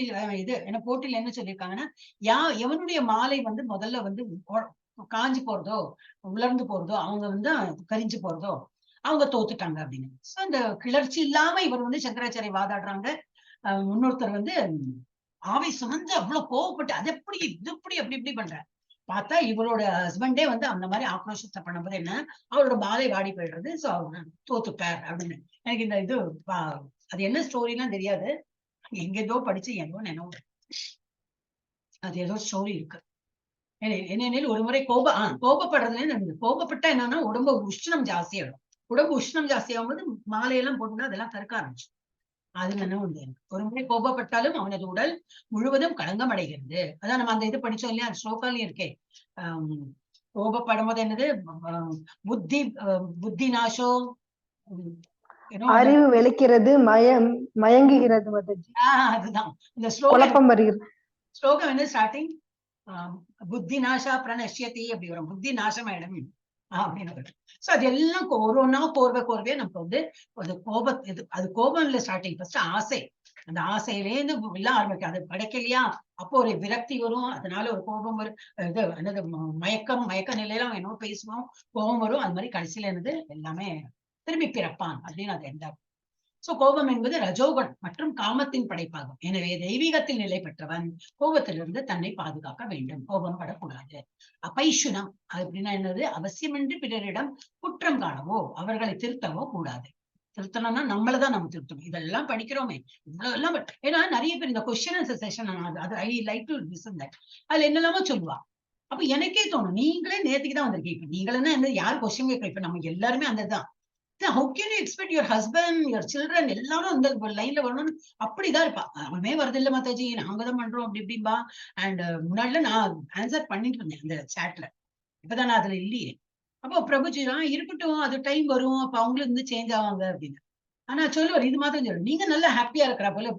நீங்க நாங்க பூஜை, நீங்க வந்து ஜப்பா பண்றீங்க, நல்ல இதுல இருக்கீங்க, நீங்க நல்ல வாழ்க்கையை நடத்திட்டு உங்களை பார்த்து அவங்க வந்து ஃபாலோ பண்ண ஆரம்பிப்பாங்க. நீங்க ஜப்பா பண்ணி நல்ல வாழ்க்கையை லீட் பண்ணிட்டு இருந்தேன்னா இப்ப ஒண்ணுமே she is not losing anything, she is so happy. அப்ப நம்மளும் ஜப்பா பண்ணலாமேன்னு அவங்க வந்து நம்ம எப்படி இருக்கோமோ அதை பார்த்து அவங்க இம்ப்ரூவ் ஆவாங்க. அப்ப நம்ம யாரு அவங்களை திருத்தது? நம்மளே நேத்து தான் வந்திருக்கோம். How can we expect அவளும் வருவா அப்படின்னு? So we should give time. அப்ப நம்ம வந்து அவர்களை திருத்தவோ கூடாது என்று பொருள். திருடனை திருடன் என்று கூறுவது குற்றம் காண்பதல்ல என்பது உண்மைதான், உண்மையே. ஆனால் நேர்மையான மனிதனை திருடன் என்றும் அது மாத்திரம் பண்ணக்கூடாது. அதனாலதான் இந்த காலத்துல அந்த கோர்ட் கச்சேரி எல்லாம் ஏன் நின்றுட்டே போறதுன்னா, வாதாடிண்டே இருப்பா. நான் வந்து குற்றம் இழக்கலைன்னா சான்ஸ் கொடுத்து கொடுத்து கொடுத்து until unless it is proven, yes அவன் வந்து குற்றம் செய்தவன் தான், அந்த மாதிரி வேற ஒண்ணுமே அவனுக்கு வந்து வேற என்னது ஆர்குமெண்டே இல்லாத்தையும் போன அப்புறம் தான் அவனுக்கு வந்து தீர்ப்பே வழங்குற அந்த அதுக்கு போகும் அவ்வளவு வருஷம் இருக்கும். ஆனா எல்லாருக்கும் வந்து இந்த தப்பு பண்ணக்கூடாது. யாரு குற்றம் பண்ணலையோ அவங்களுக்கு மாத்திரம் நம்ம தண்டனை கொடுக்க கூடாது. அதனாலதான் திருடனை திருடன் என்று கூறுவது குற்றம் அல்ல, ஆனால் நேர்மையான மனிதனை திருடன் என்று கூறி அவனை வந்து தண்டனை எல்லாம் கொடுக்கறது தப்பு. மனிதனை திருடன் என்று கூறுவது ஆன்மீக வாழ்வில் முன்னேறி கொண்டிருப்பவனுக்கு மிகவும் ஆனால் நேர்மையான மனிதனை திருடன் என்று கூறுவது ஆன்மீக வாழ்வில் முன்னேறி கொண்டிருப்பவனுக்கு மிகவும் ஆபத்தானதாகும். ஹ்ரீ என்றால் ஒருவன் மிகுந்த நாணத்துடன் இருக்க வேண்டும் என்றும் மோசமான செயல்களை செய்யக்கூடாது என்றும் பொருள். ஹ்ரீ ஓகே. மன உறுதி என்றால் ஒருவன் தனது முயற்சியில் கிளர்ச்சி அடையவோ விரக்தி அடையவோ கூடாது. பண்ண ஆரம்பிக்கணும், ஜஸ்ட் கண்டினியூ. முதல்ல கசகரா போல இருக்கும், அப்புறம் வந்து அதை வந்து பழகிடும். காலையில எழுந்துக்கிறதுல கஷ்டமா இருந்தவாள்தான் இப்ப எல்லாம் காலையில இருந்து மங்களாரத்தி எல்லாம் பார்க்க ஆரம்பிச்சிட்டீங்க. இங்க கீதா மாதாஜி இருக்காங்களா? எழுதுனே மாதாஜி, உட்கார்ந்து தூங்கிட்டேன் மாதாஜி. மாதாஜி தான் பொருந்த மாட்டாங்க, எல்லாம் நம்மளே எடுத்துக்கலாம், யாரையும் அதான் சொல்லுவாங்க இல்லையா, இப்படி நம்ம குத்தம் சொல்லும்போது ஒரு விரல் தான் ஒருத்தரை காட்டுறது, நம்ம முன்னூறு 3 பேரும் நம்மளதான் காட்டுறது. நம்ம கிட்டதான் எல்லா ஃபால்ட்டும் இருக்கு. விரக்தி அப்ப நம்ம விரக்தி அடையக்கூடாது. இந்த நம்ம நல்ல இடத்துல பிளேஸ்ல இருக்கோம், நம்ம முன்னுக்கு போயிட்டு இருக்கணும். விரக்தி இல்லாம நம்ம வந்து கண்டினியூ என்று பொருள். சில முயற்சிகளில் தோல்வி இருக்கலாம். அதான் இப்ப நம்ம ஜப்பா பண்றதுலேயே சொல்றேன், என்னால இன்னைக்கு பண்ண முடியல, இல்ல ஃபுல் கான்சென்ட்ரேஷன் பண்ண முடியல. எப்பதான் ஒன் திங் எப்போது நம்ம வந்து ஜப்பா பண்ணும்போது கான்சென்ட்ரேஷன் வரலன்னா நம்ம மைண்ட் வந்து சரியா இல்லைன்னு அர்த்தம். நம்ம மைண்ட்ல வேற என்ன போயிருக்கு. சோ நம்ம என்ன பண்ண, அந்த டைம்ல பண்ண வேண்டாம், அந்த டைம் வேஸ்ட் பண்ண வேண்டாம், வேற ஏதாவது ஈடுபடலாமே. அதனால ஒரு டிவி கூட பார்க்கலாம். Keep your mind fresh. அதுக்கப்புறம் ஒரு 1/2 மணி நேரம் எல்லாம் அப்புறம் உட்காந்து நம்ம மைண்டே சொல்லும், ரொம்ப நேரம் ஆச்சு போறோம், வா ஜப்பா பண்ணு நம்மளே சொல்லும். அப்போ கரெக்டா ஃப்ரெஷ்ஷா பண்ண முடியும். அதனால நம்ம வந்து மைண்ட வந்து ஃப்ரெஷ்ஷா இருக்கும் போது தான் பண்ணணும். பண்ணதான் வேணும்னு சொல்லிட்டு ரொம்ப ஜபர்தஸ்தி பண்ணனா டயர்ட் ஆயிடுது. இவ்வளவு ஜப்பம் பண்ணும்போது என்னன்னா அப்படி டயர்ட் ஆயிடும். It is also taking our energy இல்லையா? அதனால கீப் யுவர் மைண்ட் ஃப்ரெஷ், அப்பதான் ஜபம் முடியும்.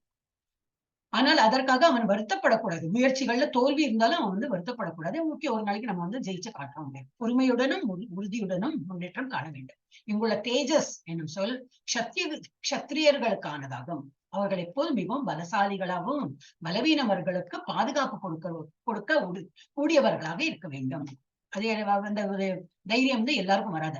லீடர்ஷிப் குவாலிட்டி உங்களுக்கு க்ஷத்திரியன் அந்த மாதிரி உள்ளவர்களுக்கு தான் இருக்கும், இருக்க வேண்டும். அஹிம்சைவாதிகளாக தங்களை காட்டிக்கொள்ள கூடாது. ஹிம்சை தேவைப்பட்டால் அவர்கள் அதனை வெளிப்படுத்த வேண்டும். அவன் வந்து தான் நம்ம அந்த இதுல இருப்பானே பார்டர்ல எல்லாம் நின்று அஹிம்சை நான் ஃபாலோ பண்றேன், யாரையும் கொல்ல மாட்டேன்னா இவனை கொண்டு அவ போயிட்டே இருப்பான். அதெல்லாம் அங்க அது செல்லுபடியாகாது. எங்க இது எப்படி நடக்கணுமோ அது பண்ணிதான் ஆகும். அவர்கள் அதனை வெளிப்படுத்த வேண்டும். இருப்பினும் தனது எதிரிகளை கட்டுப்படுத்தும் திறன் வாய்ந்தவன் குறிப்பிட்ட சூழ்நிலைகளின் கீழ் மன்னிப்பு வழங்கலாம். சிறிய குற்றங்களை அவன் மன்னிக்கலாம். அப்புறம் சௌச்சம் கிளீன்லினஸ் என்றால் தூய்மை என்று பொருள். மனதிலும் உடலிலும் மட்டுமின்றி தனது நடத்தையிலும் ஒருவன் தூய்மையாக இருக்க வேண்டும். இது முக்கியமாக வியாபாரிகளுக்கானது. அவதான் எப்படியோ வித்து காசு பண்ணோம், அவ்வளவுதான். அவர்கள் கருப்பு சந்தையில் ஈடுபடக்கூடாது. நாத்தி மனிதா, மரியாதையை எதிர்பார்க்காமல் இருத்தல். நாத்தி மனிதா, சாரி மானிதா, நாத்தி மானிதா, மரியாதையை எதிர்பார்க்காமல் இருத்தல். இது வேத நெறிகளின்படி 4 வருடங்களில் தாழ்ந்த பிரிவாக கருதப்படும் தொழிலாளி வகுப்பினரான சூத்திரர்களுக்கு ஏற்றது. அவங்க அதெல்லாம் எதிர்பார்க்காம இருக்கணும்.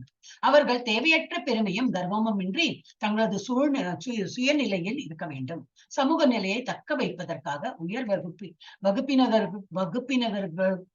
அவங்களுக்கு மதிப்பு கொடுத்தல் சூதரர்களின் கடமையாகும். அப்ப அவனுக்கு என்ன மதிப்பு கிடைக்கும்? ஒன்னும் கிடைக்கல. அவன் சுய மரியாதையெல்லாம் அவன் எதிர்பார்க்க முடியாது. அவன் விட்டுரும். இங்க குறிப்பிட்டுள்ள எல்லா 26 குணங்களும் தெய்வீக குணங்களாகும். பல்வேறு வருடம் மற்றும் ஆசிரமத்திற்கு ஏற்றாற்போல் இவை விருத்தி செய்து கொள்ளப்பட வேண்டும். இதன் விளக்கம் என்னவெனில், ஜட சூழ்நிலைகள் துன்பமயமானவை என்றாலும், துன்பமயமான இதுதான் இருக்கும் இருந்தாலும், எல்லா பிரிவுகளை சேர்ந்த மனிதர்களாலும் இந்த குணங்கள் வளர்க்கப்பட்டால் பின்னர் படிப்படியாக ஆன்மீக உணர்வின் உயர்தளத்திற்கு உயர்வது சாத்தியம். 3 இதுதான் முடிச்சோம். பரவாயில்ல, 6:30 மணி ஆயிடுத்து. நம்ம 6:30 தானே கரெக்ட். நம்ம இதோட முடிச்சு விடுறோம். இது நம்ம அடுத்த வாரம் எடுக்கணும். ஓகே, 16.5 எல்லாரும் ஒரு வாட்டி படிச்சுட்டோம். யாரையும் மிஸ் பண்ணலையா? ராஜேஸ்வரி எஸ், ரொம்ப கம்மி தான் இன்னைக்கு அட்டெண்டன்ஸ். எனவே ஹரே கிருஷ்ணா.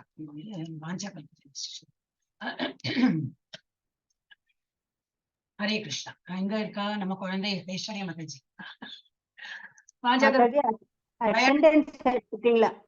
அட்டெண்டன்ஸ் எடுத்துட்டீங்களா? நானே போட்டு விடுறேன். என்ன இப்ப எல்லாம் ஓகே மாதாஜி, ஓகே. நான் இந்த கிளாஸ் முடிஞ்சோன்னு நான் போட்டு விடுறேன் மாதாஜி. ஓகே, ஹரே கிருஷ்ணா. நிறைய பேர் இருக்கும்போது கன்ஃபியூஷனா இருந்தது. இப்பதான் கம்மி பேர் தானே வர. ஹரே கிருஷ்ணா. நம்ம இது பண்ணல இல்லையா? ஸ்டாப்.